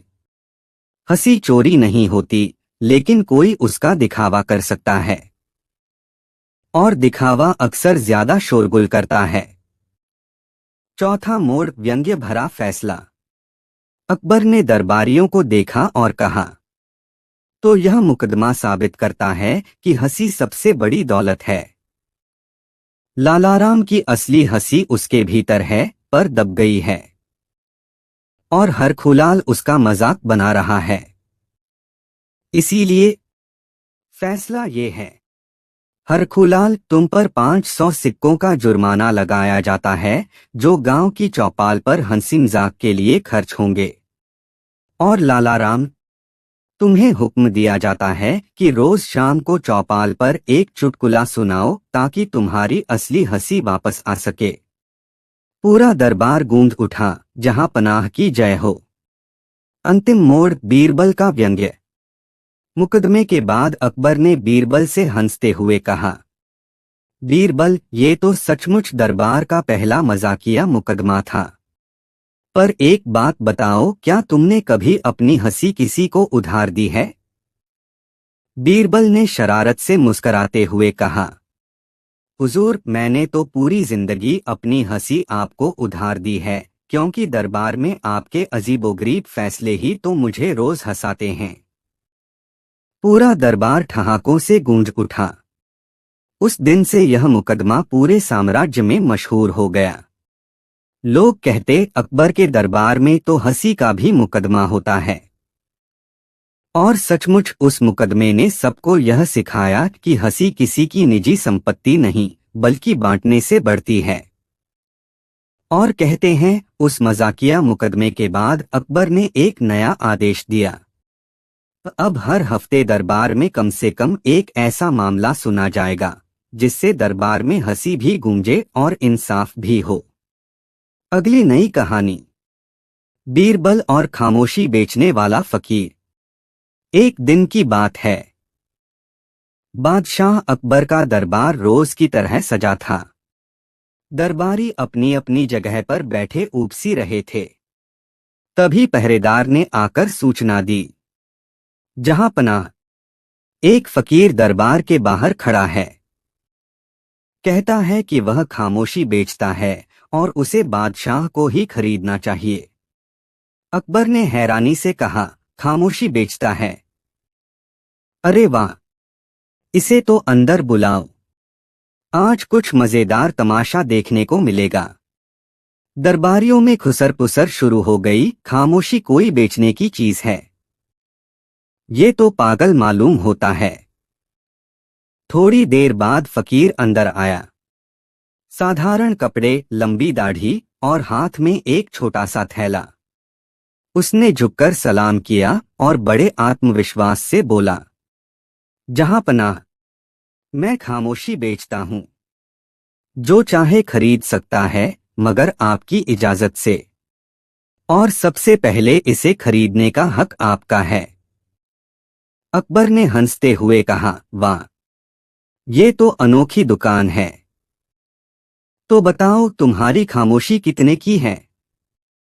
फकीर बोला, हुजूर, इसकी कीमत सिक्कों से नहीं, इंसान की अक्ल और सब्र से चुकानी पड़ती है। जो जितना शोर मचाता है, उतनी ही महंगी खामोशी उसे मिलेगी। दरबारियों में फिर ठहाके गूंज गए। कोई बोला, अरे ये तो पागल है, दूसरा बोला, शायद कोई चालाक ठग है। लेकिन अकबर की आंखों में जिज्ञासा चमक रही थी। पहला मोड़, अकबर की चुनौती। अकबर ने फकीर से कहा, ठीक है, अगर तू खामोशी बेचता है तो साबित कर। पूरे दरबार में शोर मचवाते हैं। अगर तू खामोशी फैला सका तो इनाम मिलेगा। अकबर ने तुरंत आदेश दिया, सब दरबारी जोर जोर से बोलें, बहस करें, हंसें, चिल्लाएं। देखो ये फकीर क्या करता है। और सचमुच पल भर में पूरा दरबार एक मेले में बदल गया। कोई ऊंची आवाज में गाने लगा, कोई पड़ोसी से झगड़ने लगा, कोई जोर से ताली बजाने लगा। फकीर ने शांति से अपना थैला खोला। अंदर से उसने एक साधारण सी छोटी घंटी निकाली और बिना बोले बस उसे धीरे धीरे बजाने लगा। Ton-ton, ton-ton. आवाज बहुत धीमी थी, लेकिन उसमें एक अजीब सी लय थी। धीरे धीरे दरबारियों का शोर कम होने लगा। सबका ध्यान उस घंटी की ओर चला गया और कुछ ही पलों में पूरा दरबार शांत हो गया। फकीर मुस्कराया, हुजूर, ये है मेरी खामोशी। इसे बेचने के लिए किसी हथियार, किसी हुक्म, किसी पहरे की जरूरत नहीं। बस ध्यान खींचना आता होना चाहिए। अकबर अचंभित रह गए। दूसरा मोड़, दरबारियों की शंका। लेकिन अकबर के कुछ मंत्री इसे सहन न कर पाए। एक बोला, जहांपनाह, ये तो धोखा है। घंटी की आवाज सुनकर सब रुक गए, इसमें क्या बड़ी बात है। दूसरा बोला, ये तो जादू टोना लगता है। इसे दरबार से बाहर निकाल देना चाहिए। अकबर ने बीरबल की ओर देखा, बीरबल, तुम्हारा क्या कहना है।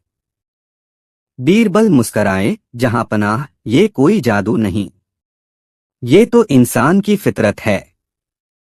जब सब एक साथ बोलते हैं तो कोई किसी की नहीं सुनता, लेकिन जब एक धीमी आवाज निकलती है तो सबका ध्यान उसी ओर चला जाता है। असली खामोशी वही है जो लोगों को अपनी ओर खींच ले। अकबर ने सिर हिलाया, सचमुच गजब की बात कही। तीसरा मोड़, खामोशी की नीलामी। अकबर ने शरारत से कहा, तो क्यों न इस खामोशी की नीलामी ही कर दी जाए। देखता हूं दरबारी कितने सिक्के देने को तैयार हैं। दरबारी असमंजस में पड़ गए। कोई बोला, हुजूर, हम क्यों खरीदे खामोशी। अकबर हंस पड़े, क्योंकि तुम लोग अक्सर बेवजह बकबक करते हो। अगर ये खामोशी तुम्हें मिल गई तो शायद तुम्हारे शब्दों की भी कीमत बढ़ जाए। नीलामी शुरू हुई। एक दरबारी बोला, मैं 10 सिक्के देता हूं। दूसरा बोला, मैं 20। तीसरा बोला, मैं 50 सिक्के देता हूं, बस मुझे घर की औरतें थोड़ी देर चुप करा दें। पूरा दरबार ठहाकों से गूंज उठा। चौथा मोड़, असली सबक। आखिरकार बीरबल आगे बढ़े और बोले, जहांपनाह, इस खामोशी की असली कीमत न तो सिक्कों से चुकाई जा सकती है, न नीलामी से। इसका असली उपयोग तो सत्ता और समाज दोनों में है। जहां शोर है वहां समझ नहीं, और जहां खामोशी है वहीं सच्चाई सुनी जाती है। ये फकीर हमें यही सिखाने आया है।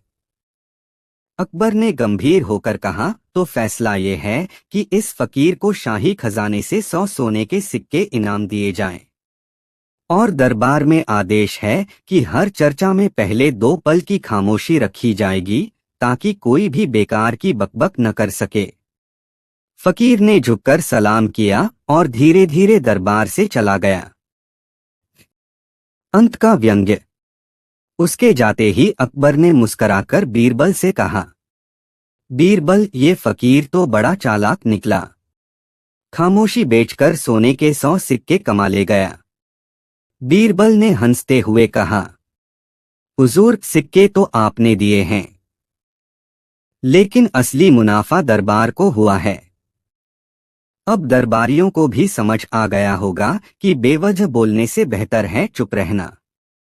अकबर ने मजाक में कहा, तो क्या मैं ये मान लूं कि आज से मेरे दरबार की आधी ताकत खामोशी में छिपी है? बीरबल मुस्कराए, जहां पनाह, अब आपकी ताकत पूरी हो गई है, आधी आपकी तलवार में और आधी खामोशी में। दरबार फिर एक बार हंसी से गूंज उठा। और इस तरह बीरबल और खामोशी बेचने वाला फकीर की कहानी पूरे साम्राज्य में मशहूर हो गई।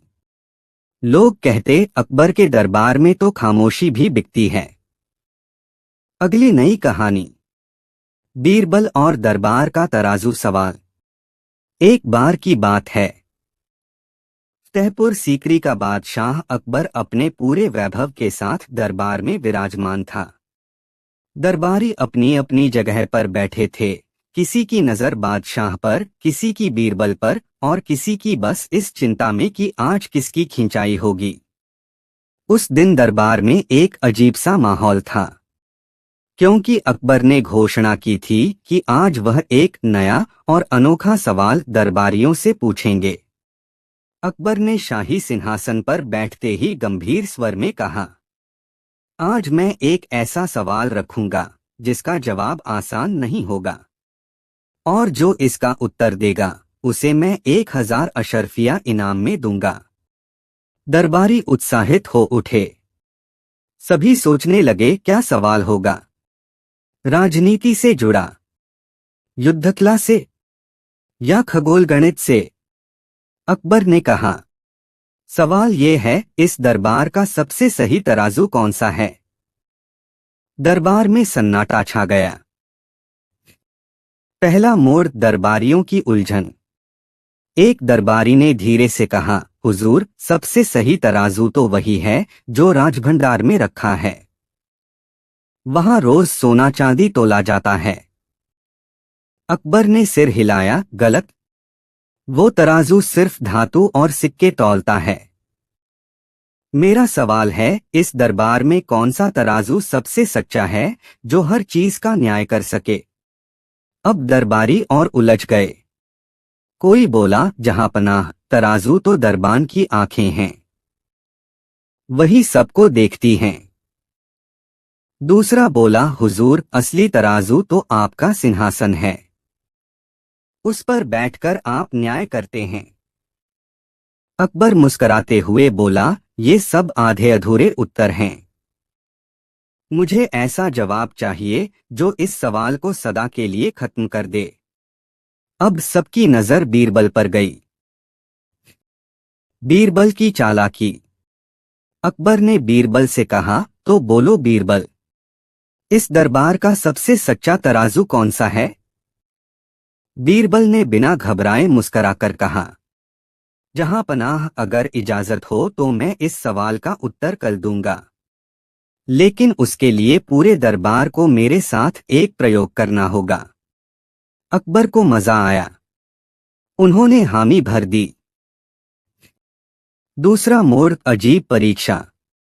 अगले दिन बीरबल ने दरबारियों को बुलाया और कहा, आज हम साबित करेंगे कि दरबार का असली तराजू कौन सा है। आप सबको अपनी अपनी जेब से एक एक वस्तु लानी होगी, कोई सिक्का, कोई कपड़ा, या कोई खाने की चीज। फिर हम उन्हें तौलेंगे। दरबारी अलग अलग वस्तुएं ले आए। किसी ने सोने का सिक्का दिया, किसी ने अनार, किसी ने रेशमी रूमाल, तो किसी ने सूखी रोटी। बीरबल ने सब वस्तुएं एक एक कर तराजू पर रखीं। फिर बोला, यह तराजू वजन तो दिखा रहा है, लेकिन क्या यह बता सकता है कि कौन सी वस्तु ज्यादा कीमती है? क्या सूखी रोटी और सोने का सिक्का बराबर हैं? दरबारी हंसने लगे, नहीं, सोना तो रोटी से लाख गुना भारी है कीमत में। बीरबल बोला, तो फिर यह तराजू अधूरा है। यह सिर्फ वजन जानता है, कीमत नहीं। अकबर सिर हिलाते रहे। तीसरा मोड़, दरबार में बहस। एक दरबारी ने तुनक कर कहा, तो क्या मनुष्य का दिल तराजू है? वही सबका भाव तौल सकता है। दूसरा बोला, दिल तो पक्षपाती होता है, असली तराजू तो बादशाह का कानून है। तीसरा बोला, नहीं, असली तराजू तो जनता है, वही तय करती है कि कौन सच्चा है और कौन झूठा। दरबार में बहस छिड़ गई। शोर इतना बढ़ा कि अकबर झुंझला गए। चुप रहो सब, अब सिर्फ बीरबल बोलेगा। चौथा मोड़, बीरबल का जवाब। बीरबल ने हाथ जोड़कर कहा, जहां पनाह, इस दरबार का असली तराजू है जुबान। यही एक ऐसा तराजू है जो बिना लोहे पत्थर के, बिना तख्ती और बाट के हर बात का वजन बता देता है। इंसान चाहे जितना अमीर या गरीब हो, उसकी जुबान ही असली पैमाना है। मीठी जुबान इंसान को हल्का भी कर देती है और बोझिल भी। कटु वचन सोने को भी मिट्टी बना देते हैं और मधुर वचन मिट्टी को भी सोना। अकबर ने गहरी सांस लेकर कहा, वाह बीरबल, सच कहा। इस दरबार का असली तराजू जुबान ही है, क्योंकि यहीं से नफरत भी तौली जाती है और मोहब्बत भी। पांचवा मोड़, व्यंग्य की चोट। तभी बीरबल ने मुस्कराकर जोड़ा, और हुजूर, यह तराजू कभी धोखा भी नहीं खाता। दरबारी चाहे जितना चापलूसी करें, उनकी जुबान का असली वजन सबको पता चल ही जाता है। दरबारियों के चेहरे उतर गए। कोई आंखें नीची कर बैठ गया, कोई अपने पड़ोसी की ओर देखने लगा। अकबर ठहाका मारकर हंस पड़े। बीरबल, लगता है आज तुमने पूरे दरबार का वजन तौल दिया।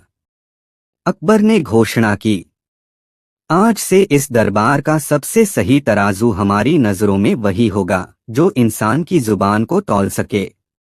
और इस सवाल का सटीक उत्तर देने के लिए बीरबल को 1000 अशरफियां इनाम दी जाती हैं।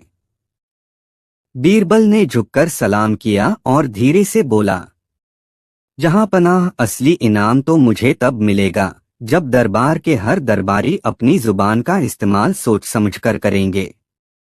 पूरा दरबार ठहाकों से गूंज उठा। इस तरह बीरबल और दरबार का तराजू सवाल की यह अनोखी घटना पूरे साम्राज्य में फैल गई। लोग कहते, अकबर के दरबार में तराजू भी जुबान से तौले जाते हैं। अगली नई कहानी, बीरबल और तौलने वाले सवालों की बारिश। एक बार की बात है, बादशाह अकबर के दरबार में सुबह सुबह ही अजीब हलचल मच गई। हमेशा जहां शहनाई की मधुर धुन और वजीरों की गंभीर आवाजें सुनाई देती थीं, वहां उस दिन शोरगुल, खुसर-फुसर और अटपटी बहसों की गूंज थी। वजह थी शहर भर से आए हुए दर्जनों लोग, जिनके हाथों में अलग अलग तरह के तराजू थे। कोई कांटे वाला तराजू लाया था, कोई पलड़े वाला, तो कोई लकड़ी पर रखकर संतुलन बनाने वाला। दरबार के दरवाजे पर पहरेदारों ने इतने लोगों को एक साथ देखा तो पहले तो चौंक गए, फिर जब उन सब ने कहा कि वे बादशाह से मिलने ही आए हैं, तो उन्हें भीतर भेज दिया। अकबर बादशाह सिंहासन पर बैठे थे, चेहरे पर अपनी वही गंभीरता और आंखों में हल्की सी शरारत की चमक लिए। उन्होंने जैसे ही इन अजनबी लोगों की भीड़ देखी, तुरंत पूछा, अरे ये सब कौन हैं और इतने सारे तराजू लेकर क्यों आए हैं? सिपहसालार ने हाथ जोड़कर कहा, जहां पनाह, ये सब शहर के अलग अलग मोहल्लों से आए व्यापारी और कारीगर हैं। कहते हैं कि दरबार में कोई अनोखा ऐलान हुआ था कि आज जिस किसी के पास सबसे अच्छा और सही तराजू होगा, वही बादशाह को तोल सकेगा। बादशाह हैरान रह गए।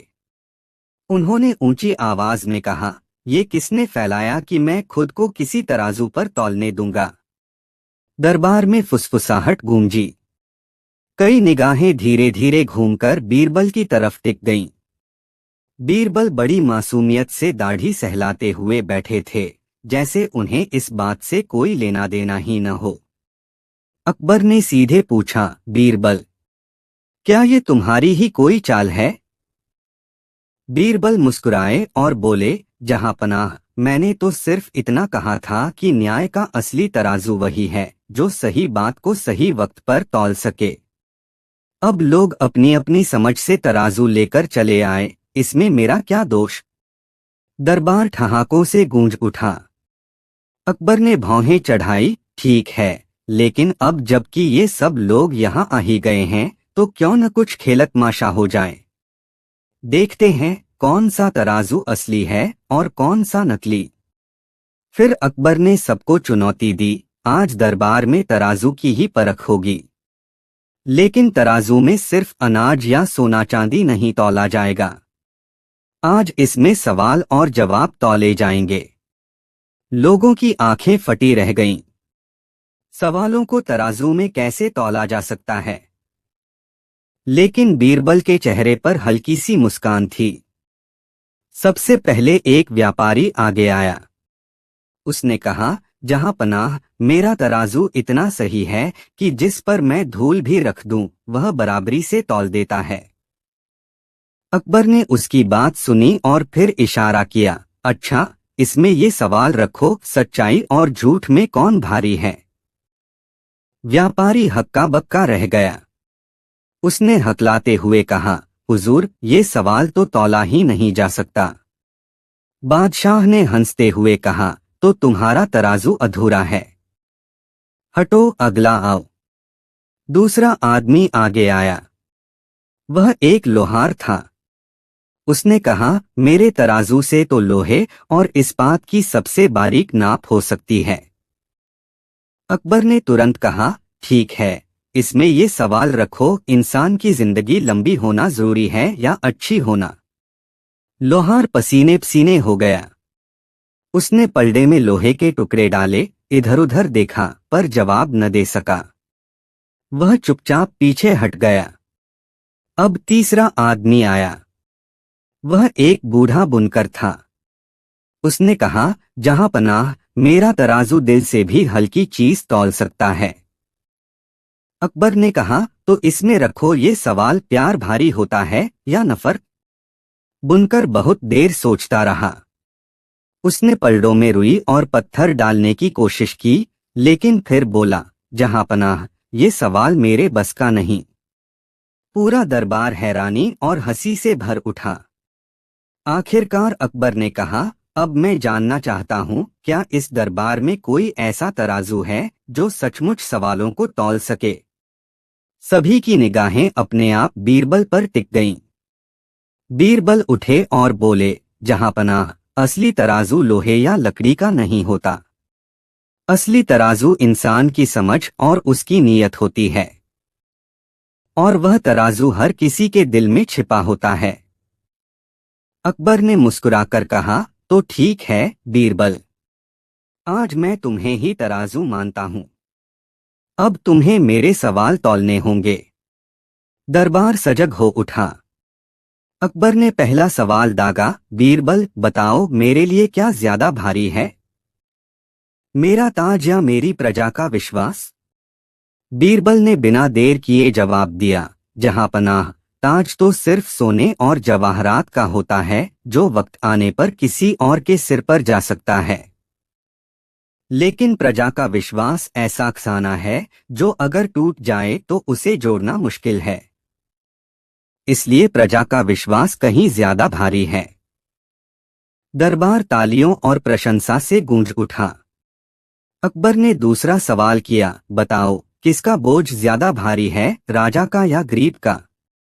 बीरबल मुस्कुराए, जहां पनाह, गरीब का बोझ रोज की भूख और चिंता है, लेकिन राजा का बोझ पूरी प्रजा की भूख और चिंता है। इसलिए राजा का बोझ हल्का नहीं हो सकता। अकबर ने तीसरा सवाल किया, बीरबल, अगर एक तरफ सच और दूसरी तरफ खुशी रख दी जाए तो कौन भारी होगा। बीरबल ने कहा, जहां पनाह, अगर झूठ से खुशी मिले तो वह हल्की है, लेकिन अगर सच से दुख भी मिले तो वह भारी है, क्योंकि सच की नींव पर ही असली खुशी बनती है। अकबर गहरी सोच में डूब गए। दरबार का माहौल गंभीर हो गया। सबको लग रहा था कि बीरबल के जवाब न सिर्फ सवालों को तौल रहे हैं बल्कि हर किसी के दिल को भी। इसी बीच भीड़ में से एक अजनबी आदमी खड़ा हुआ। उसने कहा, जहां पनाह, अगर इजाजत हो तो मैं भी एक सवाल पूछना चाहता हूं। देखते हैं बीरबल उसके बोझ को तौल पाते हैं या नहीं। अकबर ने इशारा किया, पूछो। वह आदमी बोला, बीरबल, अगर एक पलड़े में राजा की इज्जत रख दी जाए और दूसरे पलड़े में प्रजा की भूख, तो कौन भारी होगा? पूरा दरबार सन्न रह गया। सवाल इतना नाजुक था कि सबकी सांसें थम गईं। अकबर की निगाहें तेज हो गईं। बीरबल की ओर देखने लगे कि अब वह क्या जवाब देंगे। बीरबल कुछ देर चुप रहे। उनके चेहरे पर एक गहरी मुस्कान थी। उन्होंने धीरे से कहा, जहां पनाह, ये सवाल आज नहीं, कल तौला जाएगा। क्योंकि इस सवाल का जवाब तराजू से नहीं, आपके फैसले से तय होगा। दरबार गूंज उठा। लेकिन उसी समय वह अजनबी आदमी अचानक भीड़ में गुम हो गया। सिपाहियों ने ढूंढने की कोशिश की, मगर वह कहीं न मिला। अकबर और बीरबल दोनों चकित रह गए। और उसी पल दरबार में बेचैनी फैल गई। आखिर वह अजनबी कौन था जिसने ऐसा सवाल पूछकर सबको मौन कर दिया? अगली कहानी। बीरबल और वो अजनबी जो सवाल छोड़कर गायब हो गया। एक दिन दरबार में बड़ी चहल पहल थी। बादशाह अकबर अपने सिंहासन पर बैठे थे और दरबारियों में हल्की फुल्की बातचीत चल रही थी। तभी अचानक दरबार के द्वार से एक अजनबी अंदर दाखिल हुआ। उसकी चाल में अजीब सी निश्चिंतता थी, जैसे वह किसी भारी राज का बोझ अपने सीने में छिपाए हो। दरबारी हैरानी से उसे देखने लगे। वह न तो बहुत अमीर लगता था और न ही गरीब। उसके कपड़े साधारण थे, लेकिन उसकी आंखों में गहराई और चेहरे पर आत्मविश्वास साफ झलकता था। अजनबी ने सलाम किया और बिना किसी प्रस्तावना के सीधा बादशाह की ओर देखते हुए कहा, जहां पनाह, मैं कोई साधारण आदमी नहीं हूं। मैं अपने साथ एक ऐसा सवाल लेकर आया हूं जिसका उत्तर अगर आपके दरबार से न मिल सका तो समझिए कि आपके दरबार की शोहरत सिर्फ हवा में उड़ने वाली धूल है। यह सुनते ही दरबार में खुसर फुसर शुरू हो गई। कुछ दरबारी तिरछी नजर से देखने लगे, ये कौन है जो इतनी बेबाकी से दरबार को चुनौती दे रहा है? अकबर मुस्कुराए, भाई, तुम्हारा सवाल क्या है? यहाँ हर सवाल का जवाब मिलता है। हमारे पास बीरबल जैसा नगीना है। अजनबी ने एक कागज निकाला और उस पर कुछ लिखा। फिर वह कागज बादशाह को थमा दिया और कहा, इसमें मेरा सवाल लिखा है। मैं वापस आकर अपना जवाब लूंगा। लेकिन याद रहे, अगर जवाब गलत हुआ तो आपकी इज्जत पर दाग लगेगा। यह कहकर वह दरबारियों को चकित छोड़ अचानक यूं चला गया जैसे हवा में गायब हो गया हो। दरबान उसे ढूंढते ही रह गए, लेकिन वह कहीं दिखा ही नहीं। बादशाह ने कागज खोला। उस पर सिर्फ एक सवाल लिखा था, ऐसा कौन सा काम है जिसे इंसान करता भी है और छोड़ भी नहीं सकता? पूरा दरबार सन्न रह गया। सवाल जितना सरल लग रहा था, उतना ही उलझा हुआ था। कोई कह रहा था सांस लेना, कोई बोला सोचना, तो कोई कहने लगा खाना पीना। मगर किसी का जवाब पक्का और संतोषजनक नहीं लग रहा था। अकबर ने तुरंत बीरबल की ओर देखा, बीरबल, इस सवाल का जवाब तुम्हारे जिम्मे है। उस अजनबी ने जो चुनौती छोड़ी है, हमें हर हाल में जीतना है। बीरबल मुस्कुराए, जहां पनाह, मुझे थोड़ा समय चाहिए। यह सवाल सीधा नहीं है, यह इंसानी फितरत और जिंदगी की सच्चाई से जुड़ा है।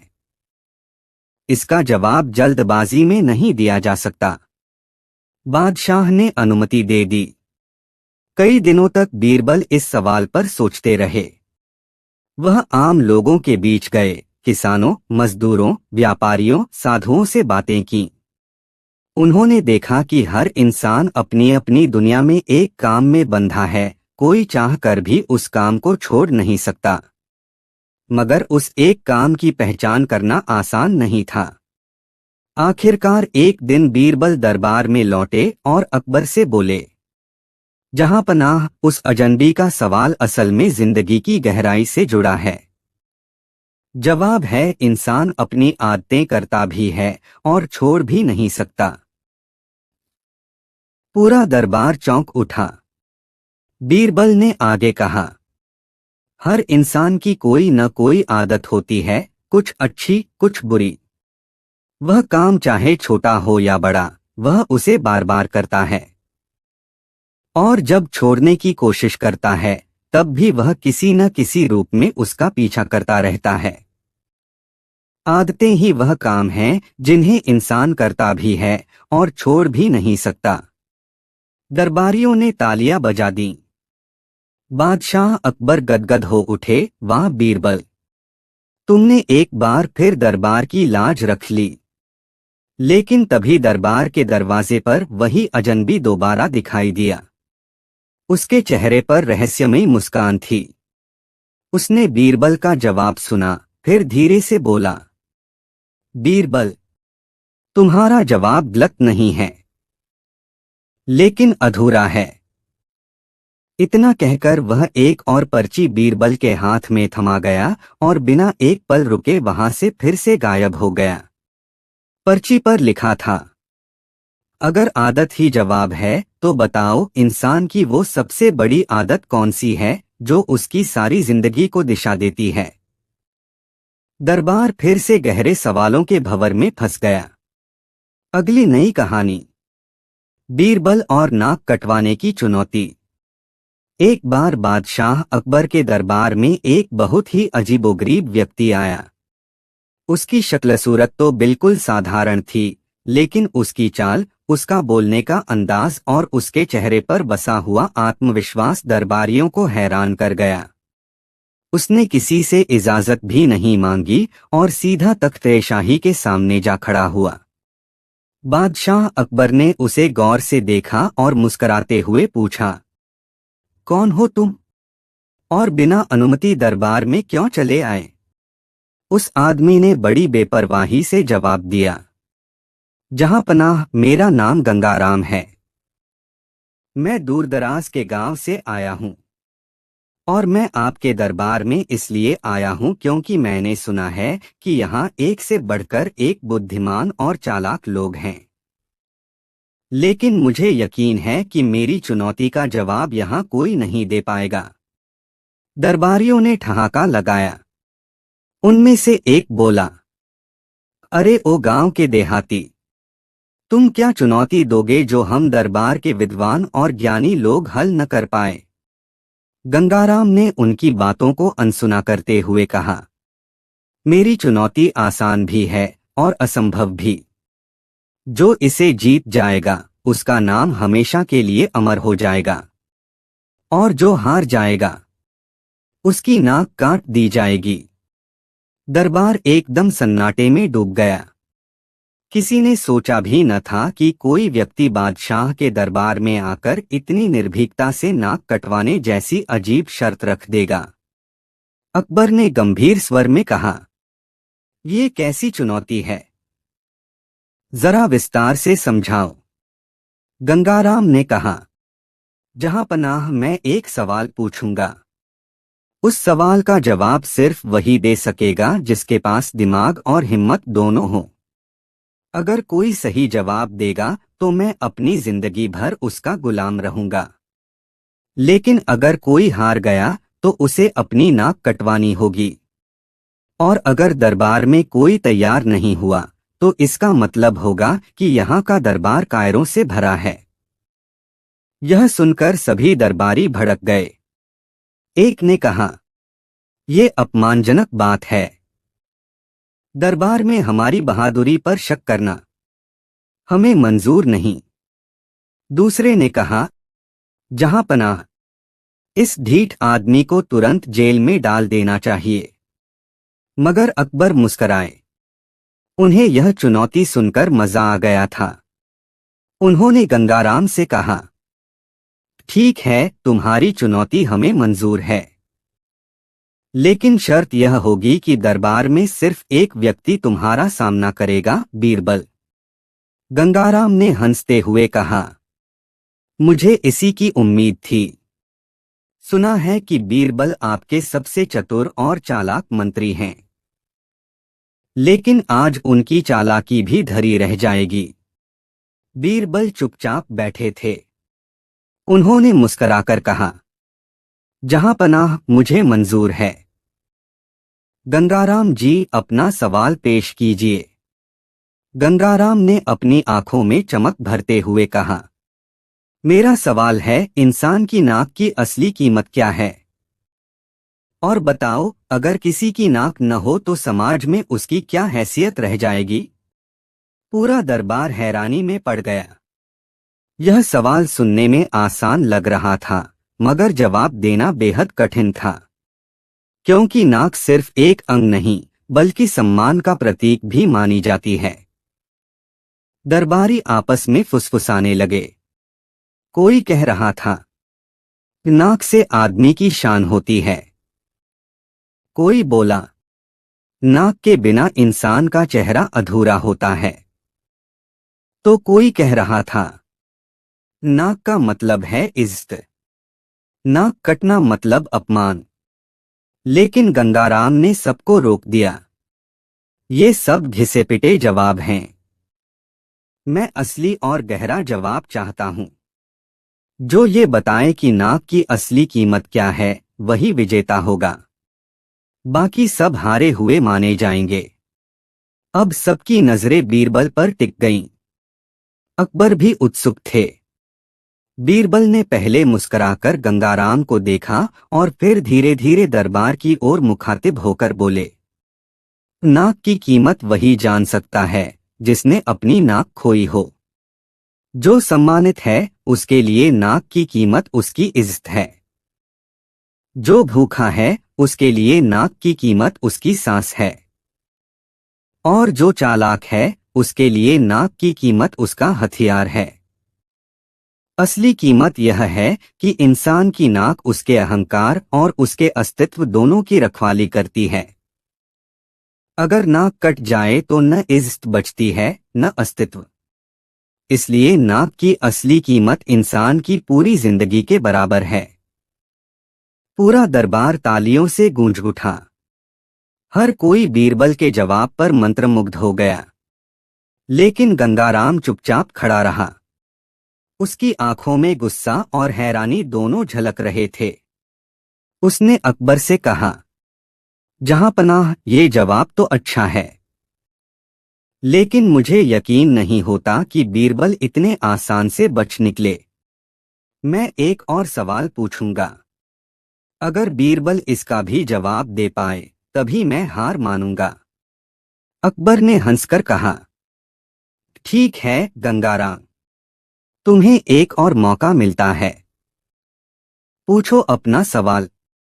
गंगाराम ने गहरी सांस ली और फिर बोला, अगर किसी की नाक की कीमत उसकी जिंदगी के बराबर है, तो बताओ, कौन सा ऐसा काम है जिसमें इंसान अपनी नाक रहते हुए भी अपनी नाक गंवा देता है? पूरा दरबार चुप हो गया। ये सवाल पहले से भी ज्यादा उलझा हुआ था। सभी की नजरें फिर बीरबल पर थीं। बीरबल कुछ क्षण